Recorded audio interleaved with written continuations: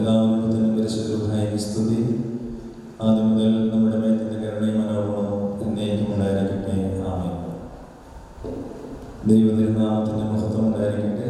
ഇത്രയും വന്ദിരായ വൈദിക ശ്രേഷ്ഠരെ, സ്നേഹമുള്ള മാതാപിതാക്കളെ, സഹോദരങ്ങളെ, കുഞ്ഞുങ്ങളെ, ക്രിസ്തുയേശുവിന്റെ നാമത്തിൽ മുന്നമേ എൻ്റെ സ്നേഹവന്ദനവും സന്ധ്യാവന്ദനവും മുന്നമേ അറിയിക്കുകയാണ്. ആമുഖമായിട്ട് വന്ദിരായ അച്ഛന്മാർ സങ്കടകരമായ ചില വാക്കുകളൊക്കെ പറഞ്ഞു. എന്നാലും അതിൽ നിന്നൊരു മോചനമായിട്ട് ഞാൻ ഒരു സന്തോഷത്തിൻ്റെ വാക്ക് പറയാൻ വേണ്ടി പോവുകയാണ്. വിശുദ്ധ വേദപുസ്തകത്തിൽ ഒരു കാര്യം പറഞ്ഞിട്ടുണ്ട്.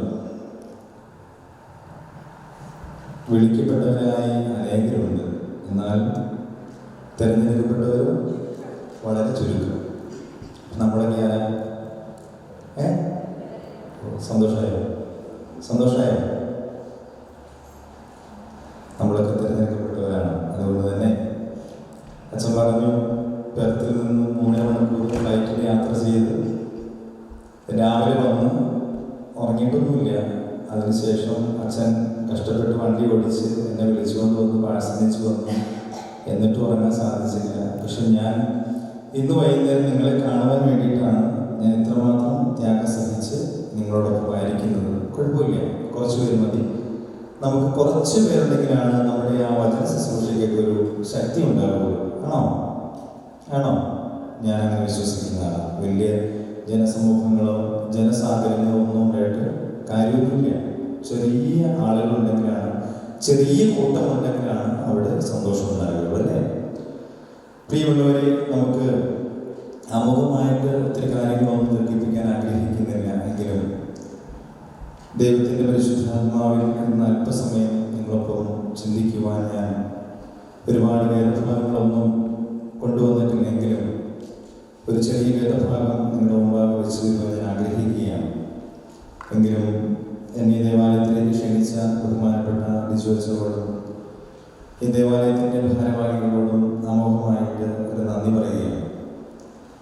പ്രിയമുള്ളവരെ, ഓർമ്മപ്പെടുത്തിയതുപോലെ എൻ്റെ ദേശം ഇടുക്കി ജില്ലയിൽ ചെമ്മണ്ണ എന്ന് പറയുന്നതായ ഒരു സ്ഥലത്താണ്. മലയോര പ്രദേശമാണ് അവിടെ.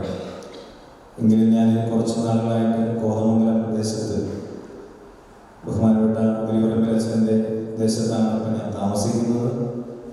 കഴിഞ്ഞ 2 മാസമായപ്പോൾ ഞാൻ പെരത്തിലേക്ക് വന്നിട്ട്, എങ്കിലും ഈ ദേശത്തേക്ക് വരുവാൻ ദൈവം ഭാഗ്യം നൽകി.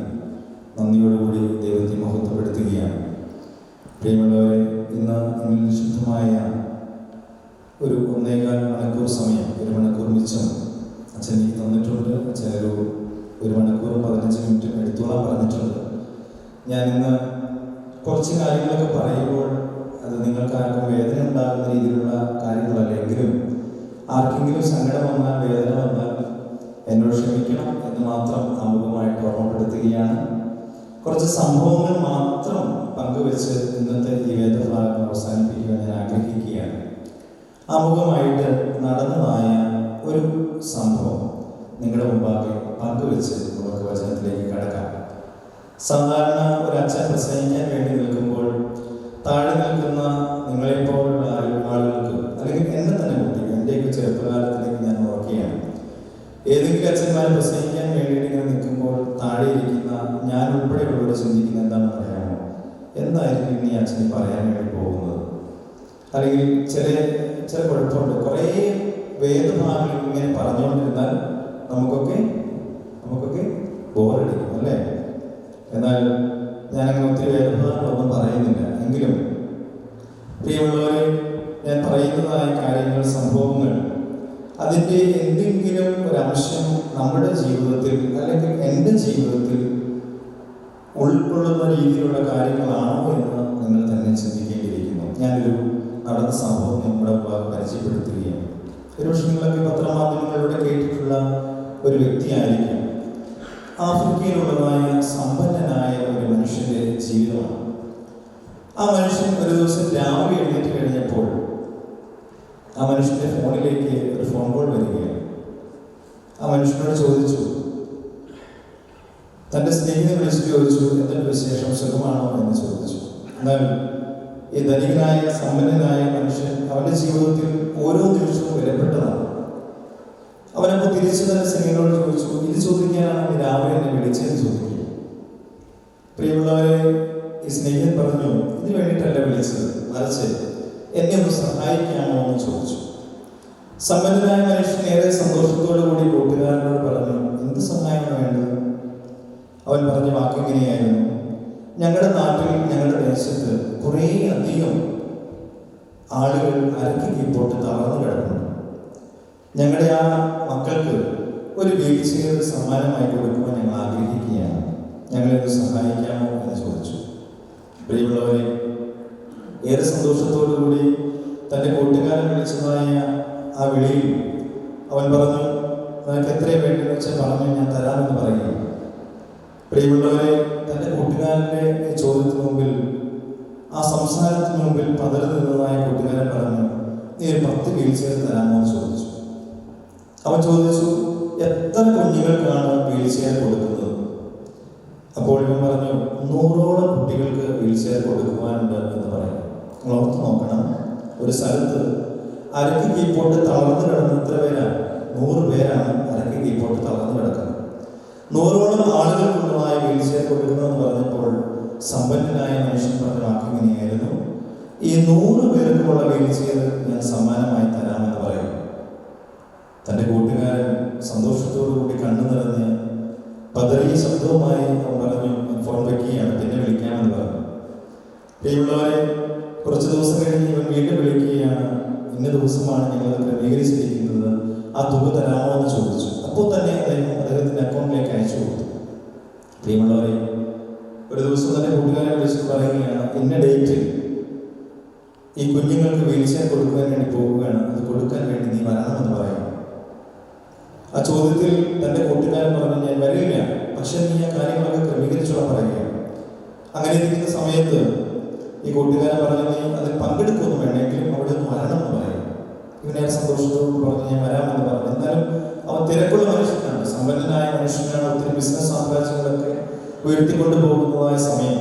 എങ്കിലും അവൻ സന്തോഷത്തോടു കൂടി തൻ്റെ കൂട്ടുകാരനോട് പറഞ്ഞ് വരാമെന്ന് പറഞ്ഞ് കടന്നു ചെല്ലുകയും, അത് ആ മനുഷ്യൻ ആ സദസ്സിലേക്ക് കടന്നു ചെന്നപ്പോൾ കണ്ട കാഴ്ച, 100ഓളം കുട്ടികൾ ഇതുപോലെ ഒരു സ്റ്റേജിൻ്റെ മുമ്പിൽ ഇങ്ങനെ ഈ കസേരയിൽ കൊണ്ടുപോയി പേരൻസ് ഇരുത്തിയിരിക്കുകയാണ്. പ്രിയമുള്ളവരെ, ആ മനുഷ്യൻ നോക്കി കഴിഞ്ഞപ്പോൾ ഇതുപോലെ തന്നെ ഈ ആളുകളുടെ നടുവിലൂടെ ഒരു റാമ്പ് ഇങ്ങനെ സ്റ്റേജിൻ്റെ മുകൾ ഭാഗത്തേക്ക് ചേർത്ത് വെച്ചിരിക്കുകയാണ്. അപ്പോൾ നോക്കി കഴിഞ്ഞപ്പോൾ കുറേ വിശിഷ്ട അതിഥികളൊക്കെ ഇങ്ങനെ സ്റ്റേജിൽ ഇങ്ങനെ ഇരിക്കുകയാണ്. തൻ്റെ കൂട്ടുകാരൻ അദ്ദേഹത്തെ വിളിച്ചു, കയറി വരാൻ പറഞ്ഞു. അദ്ദേഹം പറഞ്ഞു, ഞാൻ വരില്ല, ഞാൻ ഇവിടെ ഇരുന്നോളാമെന്ന് പറയും. പ്രിയമുള്ളവരെ, കുറച്ചു നേരം കഴിഞ്ഞപ്പോൾ സമ്മേളനമെല്ലാം ആരംഭിച്ചു. അല്പസമയം കഴിഞ്ഞപ്പോൾ ഓരോ കുഞ്ഞുങ്ങളെയും ഈ സ്റ്റേജിലേക്ക് ക്ഷണിക്കുകയാണ്, വീൽ ചെയർ സമ്മാനമായി കൊടുക്കുക. പ്രിയമുള്ളവരെ, ഇലക്ട്രിക് വീൽ ചെയർ ഓരോന്നോരോന്നായി ഈ സ്റ്റേജിൻ്റെ മുകളിലേക്ക് കൊണ്ടുപോയി വെച്ചു. ഓരോ കുഞ്ഞുങ്ങളുടെയും പേര് വിളിച്ചപ്പോൾ മാതാപിതാക്കൾ ഈ കുഞ്ഞുങ്ങളെ എടുത്തുകൊണ്ടുവന്ന് ആ വീൽ ചെയറിൽ എത്തി. അതിനുശേഷം ഈ വീൽ ചെയർ ഈ കുഞ്ഞുങ്ങൾ തനിയെ ഓടിച്ച് റാമ്പിലൂടെ ഇറക്കി ഈ സ്റ്റേജിൻ്റെ താഴെയുള്ള ഗ്രൗണ്ടിലേക്ക് പോവുകയാണ്. പ്രിയമുള്ളവരെ, ഇത് നിങ്ങൾ ശ്രദ്ധിച്ചു കേൾക്കണം. ഈ വീൽ ചെയർ ഓടിച്ചുകൊണ്ട് 100ഓളം കുട്ടികൾ ഈ സ്റ്റേജിൽ നിന്നിറങ്ങി മുമ്പിൽ കാണുന്ന ഗ്രൗണ്ടിലൂടെ ഇങ്ങനെ നോക്കിയപ്പോൾ എല്ലാവരും ഈ സദസ്സിൽ നിന്നിറങ്ങി ഈ കുഞ്ഞുങ്ങളെ നോക്കുവാനായിട്ട് ഇറങ്ങിച്ചത്. സമ്പന്നനായ മനുഷ്യൻ, 100 വീൽ ചെയർ സമ്മാനമായി കൊടുത്ത മനുഷ്യൻ ഈ ഗ്രൗണ്ടിന് മുകളിൽ നിന്നുകൊണ്ട് നോക്കുമ്പോൾ പൂമ്പാറ്റകൾ മാറിപ്പറക്കുന്നത് പോലെ അതാ 100ഓളം കുട്ടികൾ ഈ വീൽ ചെയറിലൂടെ ഇങ്ങനെ യാത്ര ചെയ്യുകയാണ്. കണ്ണുനീരോടുകൂടി സമ്പന്നനായ മനുഷ്യൻ നോക്കി നിന്നിട്ട് അവനവൻ്റെ ജീവിതത്തിൽ അവൻ്റെ മനസ്സിലേക്ക് തന്നെ അവനൊരു കാര്യം പറഞ്ഞു, എൻ്റെ ദൈവമേ, ഞാനൊക്കെ എത്രയോ ഭാഗ്യമുള്ളവൻ, എൻ്റെ ദൈവമേ, ഞാനൊക്കെ എത്രയോ ഭാഗ്യമുള്ളവനാണ് എന്ന് പറഞ്ഞുകൊണ്ട് നിൽക്കുമ്പോൾ പ്രിയമുള്ളവരെ, ആ 100 പേരിൽ നിന്നും ഏറ്റവും പ്രായം കുറഞ്ഞ സുന്ദരിയും സുമുഖിയുമായ ഒരു കൊച്ചു ബാലിക ഈ വീൽ ചെയർ ഓടിച്ച് ഈ മനുഷ്യൻ്റെ അടുക്കിലേക്ക് വരികയാണ്. എന്നാൽ അവർക്കൊക്കെ മനസ്സിലായി, തനിക്ക് പറക്കുവാനായി 2 ചിറകുകൾ തന്നത് മറ്റാരുമല്ല, ആ നിൽക്കുന്ന മനുഷ്യനാണെന്ന് മനസ്സിലായി ഈ കൊച്ചു ബാലിക വീൽ ചെയർ ഓടിച്ചുകൊണ്ട് ഈ മനുഷ്യൻ്റെ അടുക്കൽ ചെന്ന് നിൽക്കുകയാണ്. കുറച്ചു നേരം ഈ മനുഷ്യൻ്റെ മുഖത്തേക്ക് ഇങ്ങനെ നോക്കിയിരുന്നു. ഇവൻ ചോദിച്ചു, മോളെന്തിനാ എന്നെ ഇങ്ങനെ നോക്കുന്നത്? ഏറെ സങ്കടത്തോടു കൂടി ഈ കൊച്ചു ബാലിക ഇങ്ങനെ പറയുന്നുണ്ടായി, എൻ്റെ ജീവിതത്തിൽ ഞാൻ ഇന്നോളം ഈ ഭൂമിയിൽ മറ്റാരെയും ദൈവമായി കണ്ടിട്ടില്ല. എൻ്റെ ജീവിതത്തിൽ ഇന്നീ നിമിഷം മുതൽ എൻ്റെ ദൈവമായി ഞാൻ എല്ലാ ദിവസവും പ്രാർത്ഥിക്കുമ്പോൾ, എൻ്റെ ദൈവത്തിൻ്റെ തിരുസന്നിധിയിൽ പ്രാർത്ഥിക്കുമ്പോൾ നിങ്ങളുടെ മുഖം മറന്നു പോകാതിരിക്കുവാൻ വേണ്ടി നിങ്ങളുടെ മുഖഛായ ഞാൻ ഒപ്പിയെടുക്കുവാൻ വേണ്ടിയിട്ടാണ് നിങ്ങളെ നോക്കുന്നതെന്ന് പറഞ്ഞു. പ്രിയമുള്ളവരെ, സമ്പന്നനായ മനുഷ്യൻ കണ്ണുനീരോടുകൂടി ഈ കൊച്ചു ബാലികയുടെ മുമ്പിൽ മുട്ടിൽ നിന്നിട്ട് ആ കുഞ്ഞിൻ്റെ കുഞ്ഞിക്കാലിൽ ചുംബിച്ചുകൊണ്ട് ഈ മനുഷ്യൻ പറഞ്ഞ വാക്കിങ്ങനെയാണ്, മോളൊരിക്കലും എന്നെ ഓർത്ത് പ്രാർത്ഥിക്കണമെന്നില്ല, പക്ഷേ ഇതെല്ലാം ദൈവം നൽകുന്ന ദാനമാണ്, ഇതെല്ലാം ദൈവം നൽകുന്ന സൗഭാഗ്യമാണ്. അതുകൊണ്ട് മോൾ വിഷമിക്കണ്ട എന്ന് പറഞ്ഞ് സമ്പന്നനായ മനുഷ്യൻ തൻ്റെ ഹൃദയത്തോട് ചേർത്ത് നിർത്തുന്നതായ രംഗം ഞാൻ ഈ അടുത്ത കാലത്ത് ഒരു പുസ്തകത്തിൽ വായിച്ചതാണ്. പ്രിയമുള്ളവരെ, അമുഖമായിട്ട് ഈ കഥ ഞാൻ ഓർമ്മപ്പെടുത്തിയത് അച്ഛൻ ഓർമ്മിപ്പിച്ചതായ ആ ദൈവത്തിൻ്റെ വചനത്തിലൂടെ തന്നെ കടന്നു പോകുമ്പോൾ ഞാൻ ചോദിച്ചോട്ടെ, ഈ വലിയ നോമ്പിന്റെ ദിവസത്തിലൂടെ കടന്നു പോകുമ്പോൾ നമ്മൾ എത്ര പേർ ഒരു മനുഷ്യനെ ഓർത്ത് പ്രാർത്ഥിച്ചിട്ടുണ്ട്? നമ്മൾ എത്ര പേർ മറ്റൊരാളെ അവരുടെ മുഖച്ഛായ മനസ്സിലേക്ക് ഒപ്പിയെടുത്തുകൊണ്ട് എത്ര പേർ ഒന്ന് പ്രാർത്ഥിക്കുവാൻ തയ്യാറായിട്ടുണ്ട്? സന്ധ്യായാമത്തിലും പ്രഭാതത്തിലും പാവിരിച്ച് വീടിന്റെ ഉള്ളിലെ പ്രാർത്ഥനാ മുറിയിൽ വിട്ടുമെന്നുകൊണ്ട് പ്രാർത്ഥിക്കുവാൻ എത്ര പേർക്ക് സാധിക്കുന്നുണ്ട്? എത്ര പേരെ സമയം കണ്ടെത്തുന്നുണ്ട് എന്ന് ഈ നിമിഷം നമുക്കൊന്ന് ചിന്തിച്ചു നോക്കാം. അല്പസമയം നമ്മുടെ കണ്ണുകളെ അടച്ച് ദൈവത്തിന്റെ തിരുസന്നിധിയിൽ നമ്മെ തന്നെ സമർപ്പിച്ചുകൊണ്ട് നമുക്ക് പ്രാർത്ഥിക്കാം. കർത്താവേ, എൻ്റെ ജീവിതത്തിൽ ഈ വലിയ നോമ്പിന്റെ നിമിഷത്തിലൂടെ കടന്നു പോകുന്നതായ മുഹൂർത്തത്തിൽ കർത്താവേ, നിന്റെ മുഖച്ഛായ ഒപ്പിയെടുക്കുവാനോ മറ്റൊരു വേണ്ടി പ്രാർത്ഥിക്കുവാനോ എൻ്റെ ജീവിതത്തിൽ എനിക്ക് സമയം ലഭിച്ചിട്ടില്ല. കർത്താവേ, ഈ സായം സഭയിൽ ഞങ്ങൾ ഒരുമിച്ച് പ്രാർത്ഥിക്കുവാനായി, ഈ സായം സഭയിൽ ഞങ്ങൾ ഒരുമിച്ച് ചേർന്ന് നിന്നെ സ്തുതിക്കുവാനായി ഈ ദേവാലയത്തിൻ്റെ അങ്കണത്തിലേക്ക് ഞങ്ങൾ ചേർന്ന് വന്നിരിക്കുകയാണ്. കർത്താവേ, എന്ത് യോഗ്യതയുണ്ട് എന്ന് ചോദിച്ച് ഞങ്ങൾക്കറിയില്ല. നിന്റെ തിരുസന്നിധിയിൽ നിൽക്കുവാൻ, നിന്റെ തിരുമർബഹായുടെ മുമ്പാകെ കണ്ണുകൾ തുറന്നുകൊണ്ട് നോക്കുവാൻ, നിന്നെ ഒന്ന് മനസ്സിൽ ധ്യാനിക്കുവാൻ കർത്താവെ ഞങ്ങൾക്ക് ഒരു യോഗ്യതയില്ലല്ലോ ദൈവമേ. ഈ വചനവശവും ഈ ദേവാലയത്തിൽ നടക്കുമ്പോൾ കർത്താവെ സമയം കണ്ടെത്തി ഞങ്ങളിവിടെ വന്നിട്ടുണ്ടെങ്കിൽ ഞങ്ങൾക്കൊരു നഷ്ടമായി തീരാതെ ദൈവമേ നല്ലൊരു തീരുമാനമെടുക്കുവാൻ ഞങ്ങൾക്ക് കൃപ നൽകണമെന്ന് പ്രാർത്ഥിക്കുന്നു. നിന്റെ പരിശുദ്ധാത്മാവിനെ അയച്ചു തന്ന് ഞങ്ങൾ അനുഗ്രഹിക്കണം. നിന്റെ പരിശുദ്ധാത്മാവിന്റെ ശക്തി ഞങ്ങളിൽ വ്യാപരിക്കുവാൻ വേണ്ടി ഞങ്ങൾ പ്രാർത്ഥിക്കുന്നു. കർത്താവെ, ഞങ്ങളുടെ കുടുംബത്തെ അവിടെ നിന്ന് അനുഗ്രഹിക്കണമെന്ന് പ്രാർത്ഥിക്കുന്നു. സമാധാനമുണ്ടോ എന്ന് ചോദിച്ചാൽ അത് ഞങ്ങൾക്കറിയില്ല. സന്തോഷമുണ്ടോ എന്ന് ചോദിച്ചാൽ ഞങ്ങൾക്കറിയില്ല. കർത്താവ്, ഞങ്ങളുടെ ആവശ്യങ്ങളും ആഗ്രഹങ്ങളെല്ലാം അറിയുന്ന ഒരു ദൈവം നീയാണല്ലോ. വചനവിനെ ഓർമ്മപ്പെടുത്തുന്നുണ്ടല്ലോ, ഉള്ളങ്ങളെ അറിയുന്ന ഒരു ദൈവമുണ്ട്. കർത്താവെ, ഈ സായം സമയത്തിൽ ഞങ്ങൾ നിശബ്ദമായ മൗനമായി ഹൃദയത്തിൻ്റെ അഗാധങ്ങളിലെ വാതിൽ തുറന്നുകൊണ്ട് നിന്ന് നോക്കുവാൻ വേണ്ടി ഞങ്ങൾ ആഗ്രഹിക്കുമ്പോൾ കർത്താവെ, ഞങ്ങളുടെ ഹൃദയത്തിൽ നിന്ന് തൊട്ടുണർത്തണമെന്ന് പ്രാർത്ഥിക്കുന്നു. ദൈവമേ, അച്ഛൻ ഓർമ്മപ്പെടുത്തിയതുപോലെ വചനം ആര് പറയുന്നു എന്നുള്ളതല്ലോ, കർത്താവെ, നിന്റെ വായിൽ നിന്ന് വരുന്ന വചനം ബലഹീനായ അടിയുടെ ജീവിതത്തിലൂടെ മക്കൾക്ക് കൊടുക്കുമ്പോൾ കർത്താവെ, ഈ കുഞ്ഞുങ്ങൾ അനുഗ്രഹം പ്രാപിച്ച് മടങ്ങി പോകുവാൻ ക്രമ നൽകണമെന്ന് പ്രാർത്ഥിക്കുന്നു. ദൈവമേ, ഞങ്ങൾ ചേർന്ന് ഇപ്രകാരം ശ്രേഷ്ഠതയോടുകൂടി നിന്റെ പരിശുദ്ധാത്മാവിനെ അയച്ച് ഞങ്ങൾ അനുഗ്രഹിക്കുവാൻ വേണ്ടി ഞങ്ങൾ കണ്ണുനീരോടുകൂടി പ്രാർത്ഥിക്കുകയാണ്. കർത്താവെ, ഞങ്ങളുടെ സ്തുതിവചനങ്ങൾ നിന്റെ സന്നിധിയിലേക്ക് എത്തുമ്പോൾ, കർത്താവെ, ഞങ്ങളുടെ പ്രാർത്ഥനകളും ഞങ്ങളുടെ ഗീതങ്ങളും എല്ലാം നിന്റെ സന്നിധിയിലേക്ക് എത്തുമ്പോൾ കർത്താവെ, നീ മനസ്സ് തിരിഞ്ഞ് ഞങ്ങൾ അനുഗ്രഹിക്കണമെന്ന് പ്രാർത്ഥിക്കുന്നു. ദൈവമേ, ഞങ്ങൾക്ക് നഷ്ടബോധമായി തീരാതെ, നഷ്ടപ്പെട്ടു പോകാതെ, ഞങ്ങൾക്ക് നീ നൽകിയ സമയം വ്യർത്ഥമായി തീരാതെ കർത്താവെ, ഞങ്ങൾ കൂടെ ഇരുന്ന് അനുഗ്രഹിക്കണമെന്ന് പ്രാർത്ഥിക്കുന്നു. എല്ലാവരും ചേർന്ന് ദൈവത്തിൻ്റെ തിരുസന്നിധിയിൽ പരിശുദ്ധാത്മാവിനെ ഞങ്ങളുടെ ജീവിതത്തിലേക്ക് ഇറക്കി തന്നു. പരിശുദ്ധാത്മാവിൻ്റെ അഭിഷേകം, വിശുദ്ധ മാമോദീസായുടെ വിശുദ്ധമായ അഭിഷേകത്തിലൂടെ ഞങ്ങൾക്ക് ലഭിച്ചതായ ആ പരിശുദ്ധമായ അഭിഷേകം ഞങ്ങൾ കൂടിക്കൊള്ളുവാൻ വേണ്ടി നമുക്ക് ചേർന്ന് ദൈവത്തിന്റെ തിരുസന്നിധിയിൽ പ്രാർത്ഥിക്കാം. പരിശുദ്ധാത്മാവേ, നീ എഴുന്നള്ളി വരണമേ എൻ്റെ ഹൃദയത്തിൽ. ദിവ്യദാനങ്ങൾ ചിന്തയിനുള്ളിൽ ദൈവസ്നേഹം നിറയ്ക്കണേ. വിണ്ടുണങ്ങി വരണ്ട മാനസം കണ്ട വിണ്ണിൻ തടാകമേ. വിണ്ടുണങ്ങി വരണ്ട മാനസം കണ്ട വിണ്ണിൻ തടാകമേ. മന്ദമായി വന്ന് വീശിയാലും തന്ന പൊന്നേളം തിന്നലേ. രക്തസാക്ഷികളായ പുൽകിയ പുണ്യജീവിത പാദമേ. പരിശുദ്ധാത്മാവേ, നീ എഴുന്നള്ളി വരണമേ എൻ്റെ ഹൃദയത്തിൽ. ദിവ്യദാനങ്ങൾ ചിന്തയിനുള്ളിൽ ദൈവസ്നേഹം നിറയ്ക്കണേ.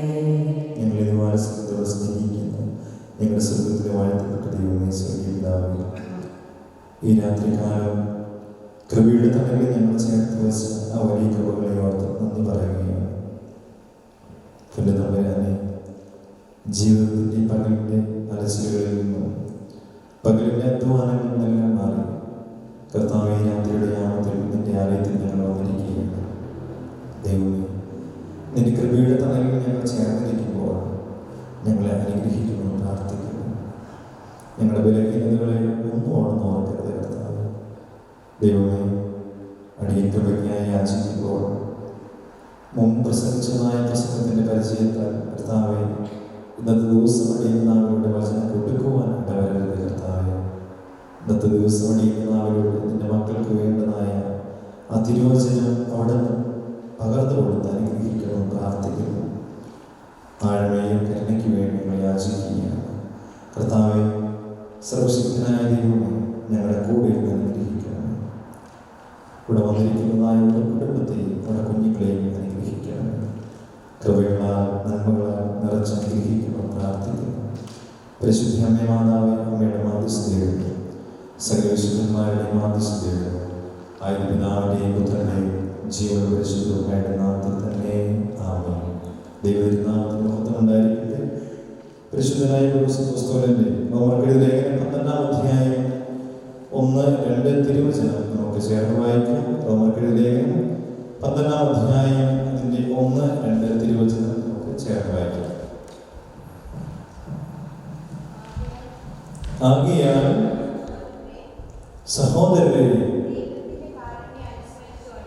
ദൈവത്തിന്റെ കാരുണ്യം അനുസ്മരിച്ചുകൊണ്ട് ഞാൻ നിങ്ങളോട് അപേക്ഷിക്കുന്നു, നിങ്ങളുടെ ശരീരങ്ങളെ പരിശുദ്ധവും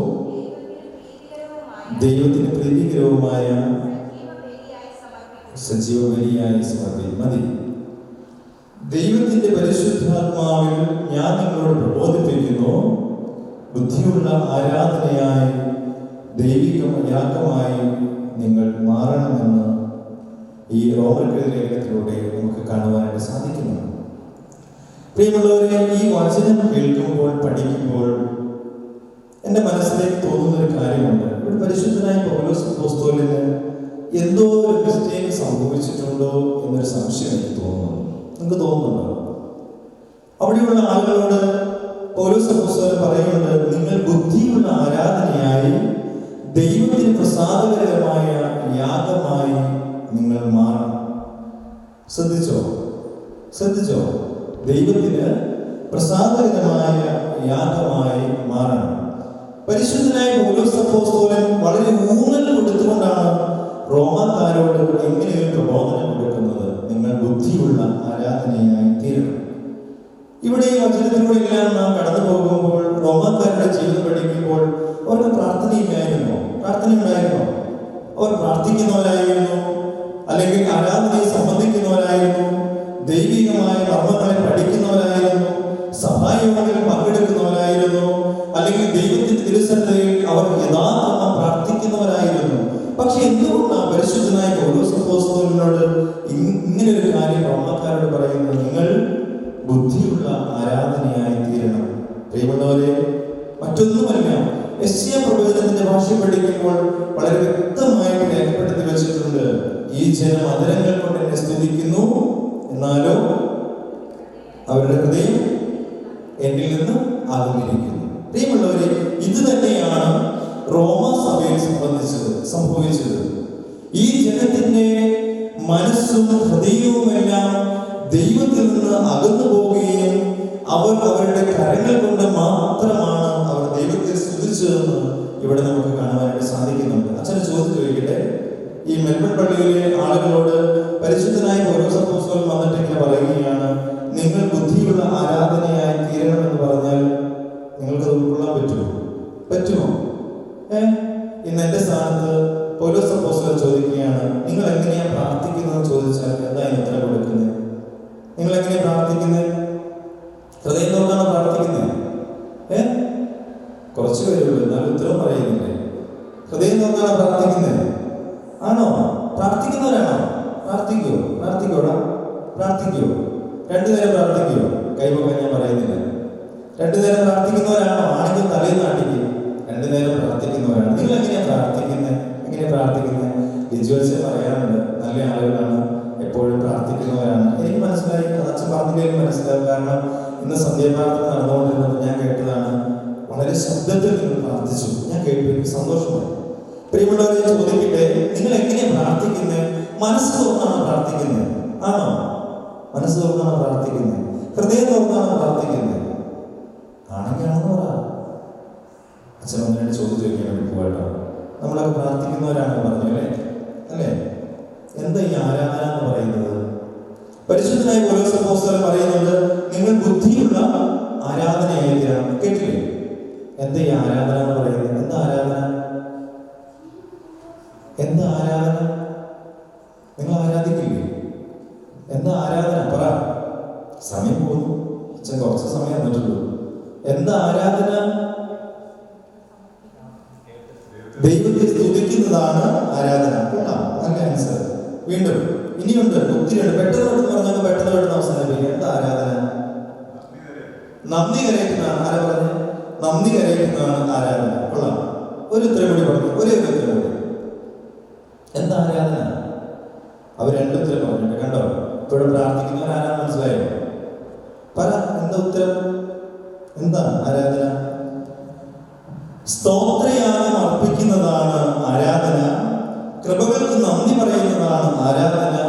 മധ്യസ്ഥ പ്രാർത്ഥന നടത്തുന്നതാണ് ആരാധന. എല്ലാ ദിവസവും ധ്യാനിക്കുന്നതാണ് ആരാധന. എല്ലാ ദിവസവും വിശുദ്ധ ആരാധനയെ സംബന്ധിച്ച് വിശുദ്ധ കുർബാന അനുഭവിക്കുന്നതാണ് ആരാധന. അങ്ങനെ ഒത്തിരി ഉത്തരങ്ങളൊക്കെ പലരും പറയുന്നതായിട്ട് കേൾക്കുന്നുണ്ട്. പ്രിയമുള്ളവരെ, അതിനോട് ചേർത്ത് വെച്ചുകൊണ്ട് തന്നെ ഒരു ചോദ്യം കൂടി ചോദിക്കുകയാണ്, എന്തിനാ പള്ളി പോകുന്നത്? അതിനൊത്തിരില്ല. ദൈവത്തെ ആരാധിക്കുക. ഓക്കെ, നല്ല ഉത്തരമാണ്. എന്തിനാ പള്ളി പോകുന്നത്? ഒരു ഒന്ന് രണ്ട് ഉത്തരം കൂടി പറഞ്ഞാൽ.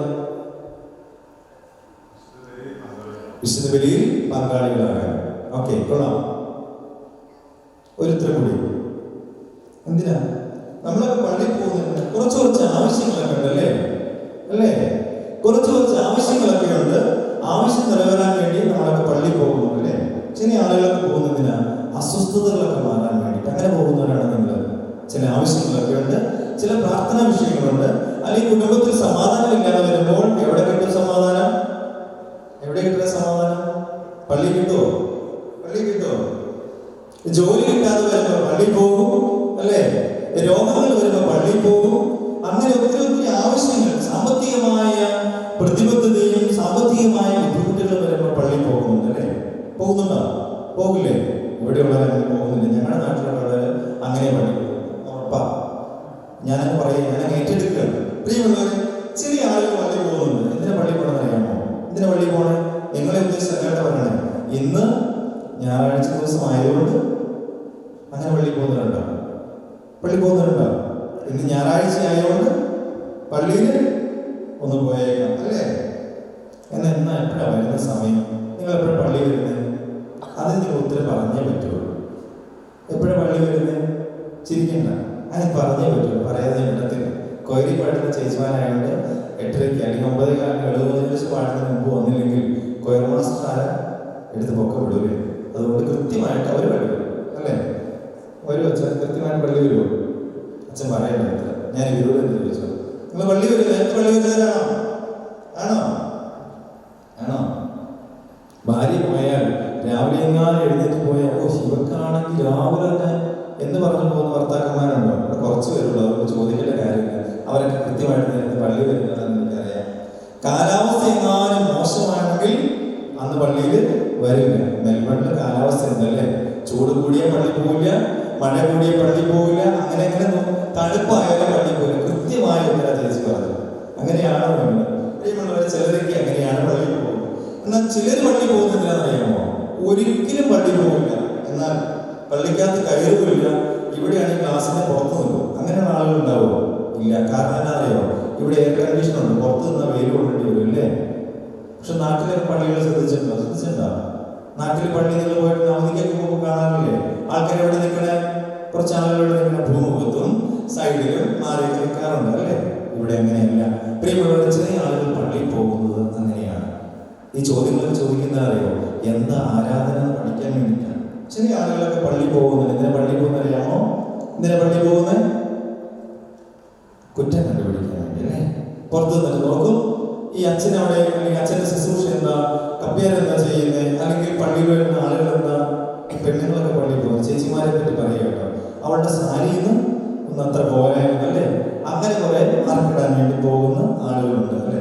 ഞങ്ങളുടെ നാട്ടിലൊരു മറിയാമ്മച്ചേർത്തി ഉണ്ടായിരുന്നു. ഒരു ദിവസം ഞാൻ പള്ളി കഴിഞ്ഞിട്ട് ഞാൻ നേരെ പെട്ടെന്ന് ഓടി വരുന്ന സമയത്ത് തൊട്ടടുത്ത വീട്ടിൽ ചേച്ചിയോട് പറയുന്ന വാക്ക് ഞാൻ കേൾക്കുകയാണ്.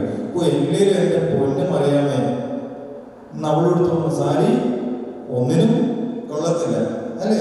അങ്ങനെ 100 ലിസ്റ്റുകളാണല്ലേ നമ്മളൊക്കെ നിരത്തുന്നത്. നമ്മുടെ ആരാധന എവിടെയാണ്? പരിശുദ്ധനായ പൗലോസ് അപ്പോസ്തലന് അവിടെ തെറ്റ് പറ്റിയിട്ടുണ്ടോ ഇല്ലയോ? ബുദ്ധിയുള്ള ആരാധനയായി തീരണമെന്ന് റോമക്കാരോട് പറഞ്ഞിട്ടുണ്ടെങ്കിൽ ഇന്ന് പരിശുദ്ധനായ പൗലോസ് അപ്പോസ്തലൻ ഈ നമ്മുടെ മധ്യത്തിലേക്ക് ഇറങ്ങി വന്നിട്ട് പറഞ്ഞ വാക്ക് ഇത് തന്നെയാണ്.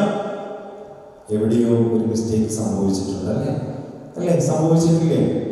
സംഭവിച്ചിട്ടുണ്ട്. പ്രിയമുള്ളവരെ, നമുക്കറിയാം ഈ കഷ്ടാനുഭവാഴ്ചയ്ക്ക് കടന്നു വരാൻ വേണ്ടി പോവുകയാണ്.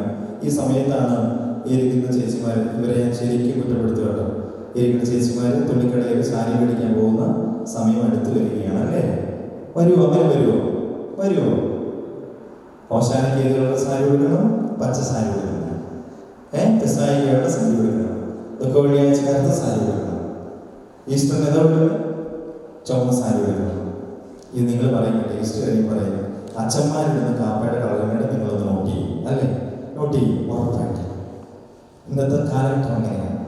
പ്രിയമുള്ളവരെ, ഓർമ്മപ്പെടുത്തിയത് നമ്മൾ ദൈവാലയത്തിലേക്ക് വരേണ്ടത് എങ്ങനെയാണെന്നും ദൈവാലയത്തിൽ നമ്മൾ എങ്ങനെയായിത്തീരണമെന്നും ദൈവാലയത്തിൽ നമുക്ക് എന്താണ് ലഭിക്കുന്നത് എന്നുള്ള ബോധ്യമാണ് നമ്മുടെ ജീവിതത്തിൽ ആദ്യമായിട്ട് വേണ്ടത്. പ്രിയമുള്ളവരെ, നമ്മുടെ ആരാധന ഇന്ന് എവിടെ വരെ എത്തിയിരിക്കുന്നു? പ്രിയമുള്ളവരെ, റോമാക്കാരുടെ പരിശുദ്ധനായ പൗലോസ് അപ്പോസ്തലൻ ഇങ്ങനെ പറയുന്നുണ്ടെങ്കിൽ നമ്മുടെയൊക്കെ ജീവിതത്തിൽ പ്രാർത്ഥനയുണ്ട്, നന്ദി പറച്ചിലുണ്ട്, ദൈവാലയത്തിൽ പോകുന്നവരാണ്, പ്രാർത്ഥിക്കുന്നവരാണ്, നോമ്പ് നോക്കുന്നവരാണ്, ജീവിതത്തിൽ എല്ലാം ലഭിക്കുന്ന അനുഗ്രഹങ്ങളെല്ലാം മറ്റുള്ളവർക്ക് ദാനം ചെയ്യുന്നവരാണ്, ദൈവത്തിന്റെ സന്നിധിയിലേക്ക് ഓടി ഓടി പോകുന്നവരാണ്. എന്നാൽ യശയ്യാപ്രവചനത്തിന്റെ ഭാഷ്യം നമ്മുടെ ഹൃദയത്തിൽ ചേർത്ത് വെക്കേണ്ടതുണ്ട്. ഈ ജനം അതിരങ്ങൾ കൊണ്ട് എന്നെ സ്തുതിക്കുന്നു, എന്നാലോ അവരുടെ ഹൃദയം വിട്ട് മാറിയിരിക്കുന്നു. പ്രിയമുള്ളവരെ, നമ്മൾ അതിരങ്ങൾ കൊണ്ട് പ്രാർത്ഥിക്കുന്നവരല്ല, അങ്ങനെയുള്ളവരാകരുത്. ഹൃദയത്തിന്റെ അഗാധങ്ങളിൽ നിന്ന് പ്രാർത്ഥനകൾ, ആരാധനകളെല്ലാം ഒരുമിട്ട് ദൈവത്തിന്റെ തിരുസന്നിധിയിലേക്ക് ചേർത്ത് വെക്കുവാൻ തയ്യാറായി ജീവിക്കേണ്ടവരാണ്. എന്നാൽ സുറിയാനി സഭയുടെ വിശ്വാസം കേവലം പ്രാർത്ഥനയിൽ മാത്രം ഒതുങ്ങി നിൽക്കുന്നതല്ല. സുറിയാനി സഭയുടെ വിശ്വാസം എന്ന് പറയുന്നത് കുർബാന കാണുവാൻ വേണ്ടി വരുന്നതല്ല. എന്നാൽ അത് കഴിഞ്ഞ് പ്രാർത്ഥനാ ശകലങ്ങൾ ജീവിതത്തിലേക്ക് ചേർത്ത് വെച്ചുകൊണ്ട് അത് മറ്റുള്ളവരിലേക്ക്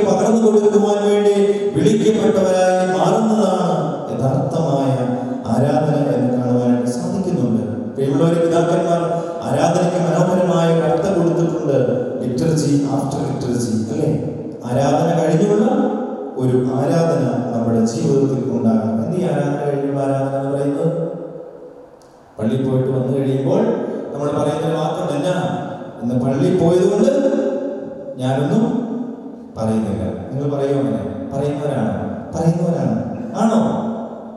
ഒരു ദിവസം ഞാൻ പള്ളി കഴിഞ്ഞ് വരികയാണ്. പള്ളി കുർബാന കഴിഞ്ഞ് വന്ന് വീട്ടിലേക്ക് വന്നു കഴിയുമ്പോൾ വീട്ടിൽ കയറി വരുന്ന വഴി എന്താ പറയുക, വീട്ടിലാകെ ഇങ്ങനെ അലവലപ്പെടുത്തിയിട്ട് ഞാൻ എൻ്റെ ഭാര്യയെ വിളിച്ചിട്ടുണ്ട്. ഇത് എന്തേ കാണിച്ചിട്ടാണ്? ഞാൻ ദേഷ്യപ്പെട്ടിട്ട് ഞാൻ പെട്ടെന്ന് തന്നെ ഓർക്കുകയാണ്, ഇന്ന് കുർബാനയ്ക്ക് പോയതല്ലേ. ഞാൻ അവളോട് പറഞ്ഞു, ഞാൻ പള്ളിയിൽ പോയതൊന്നും ഒന്നും പറയുന്നില്ല എന്ന് പറഞ്ഞു.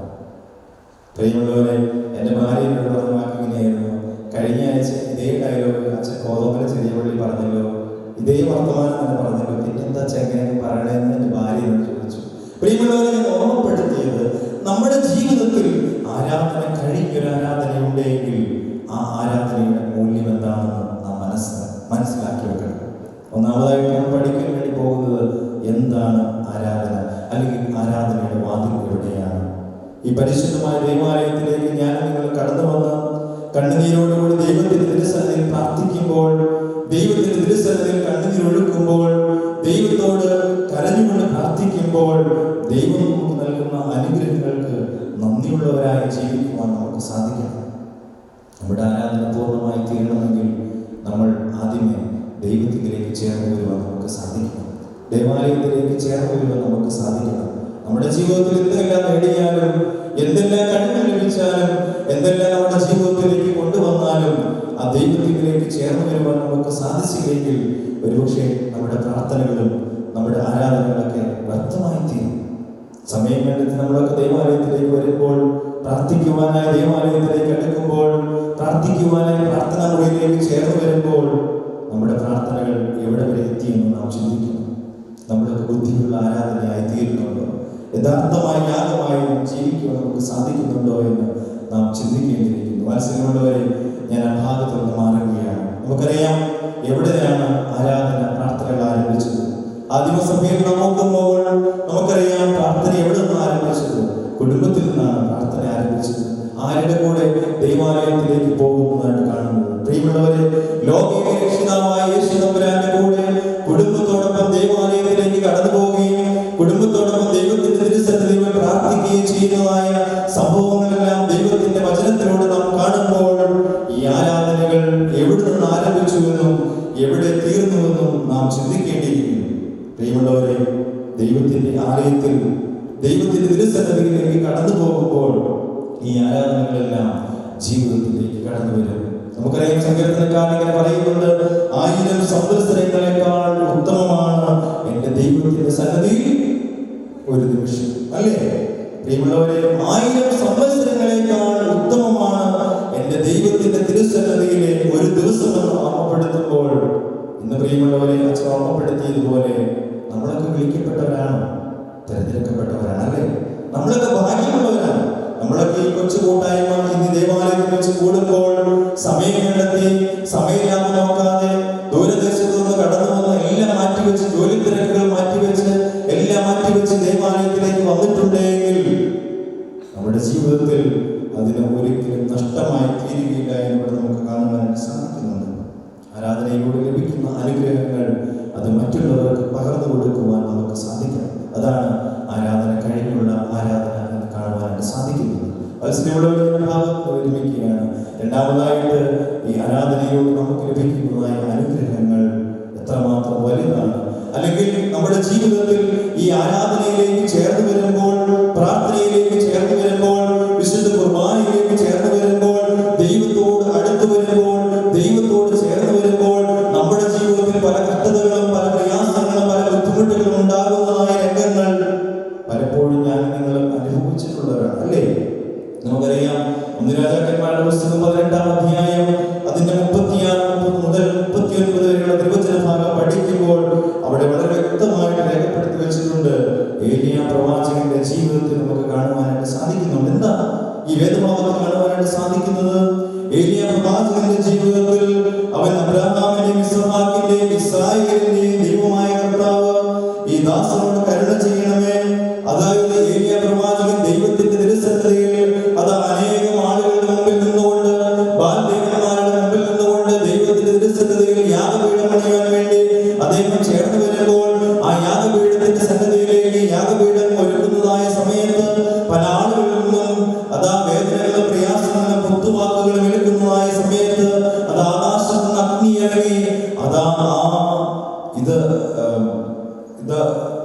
ബലി നശിച്ചു പോകുന്നതായിട്ട് കാണുവാനായിട്ട് സാധിക്കും. മത്സരമുള്ളവരെ ഓർമ്മപ്പെടുത്തിയത് ഇവിടെ എന്താണ് ത്യാഗം, എന്താണ് കഷ്ടത. ഏലിയ പ്രവാചകന്റെ ജീവിതത്തിൽ ഇപ്രകാരമുള്ളതായ കഷ്ടതകൾ എവിടെ നിന്നാണ് കടന്നു വന്നത്? അല്ലെങ്കിൽ ഏലിയ പ്രവാചകന്റെ ജീവിതത്തിൽ എന്തുകൊണ്ടാണ് സങ്കടത്തിൻ്റെതായ വേദനയുടേതായ സങ്കടത്തിന്റെയും വേദനയുടെയും കണ്ണുനീരിൻ്റെതായ അനുഭവത്തിലൂടെ കടന്നു പോകുവാനായിട്ട് സാധിക്കുന്നതെന്ന് ഇവിടെ നമുക്ക് കാണുവാനായിട്ട് സാധിക്കുന്നുണ്ട്. മത്സരമുള്ളവരെ, ഞാൻ നിങ്ങളും ഈ പ്രവാചകനോട് ചേർന്ന് നിൽക്കുമ്പോൾ നമ്മുടെ ജീവിതത്തിൽ പലപ്പോഴും കഷ്ടതകളാകുന്ന, വേദനകളാകുന്ന, സങ്കടങ്ങളാകുന്ന നിമിഷത്തിലൂടെ ഞാൻ നിങ്ങളും കടന്നു പോകുന്നുണ്ട്. ആ ത്യാഗത്തിന്റെ വാതിലുകളിലൂടെ ഞാൻ നിങ്ങളെ കടന്നു പോകുന്നതായിട്ട് കാണുവാനായിട്ട് സാധിക്കുന്നുണ്ട്. പ്രിയമുള്ളവരെ, ഒരു ദിവസം കത്തോലിക്ക സഭയിലെ അംഗമായിരുന്ന ഒരു പുരോഹിതൻ, അദ്ദേഹം ബിഷപ്പായിട്ട് തെരഞ്ഞെടുക്കപ്പെടുകയാണ്. ആ മനുഷ്യൻ ബിഷപ്പായതിനു ശേഷം അദ്ദേഹം ഇരുന്നിരുന്നതായ ദേവാലയത്തിലേക്ക് വീണ്ടും ഒരു ദിവസം കടന്നു ചെല്ലുകയാണ്. അദ്ദേഹം വികാരിയച്ഛനായിരുന്ന പള്ളിയിലേക്ക് ആ ബിഷപ്പായതിനു ശേഷം അവിടെ ഉണ്ടായിരുന്ന ആളുകൾ വിളിച്ചു വരുത്തുകയും സന്തോഷത്തോടുകൂടി ആ ദേവാലയത്തിലേക്ക് കടന്നു ചെല്ലുന്നതായിട്ട് കാണാൻ സാധിക്കുന്നുണ്ട്.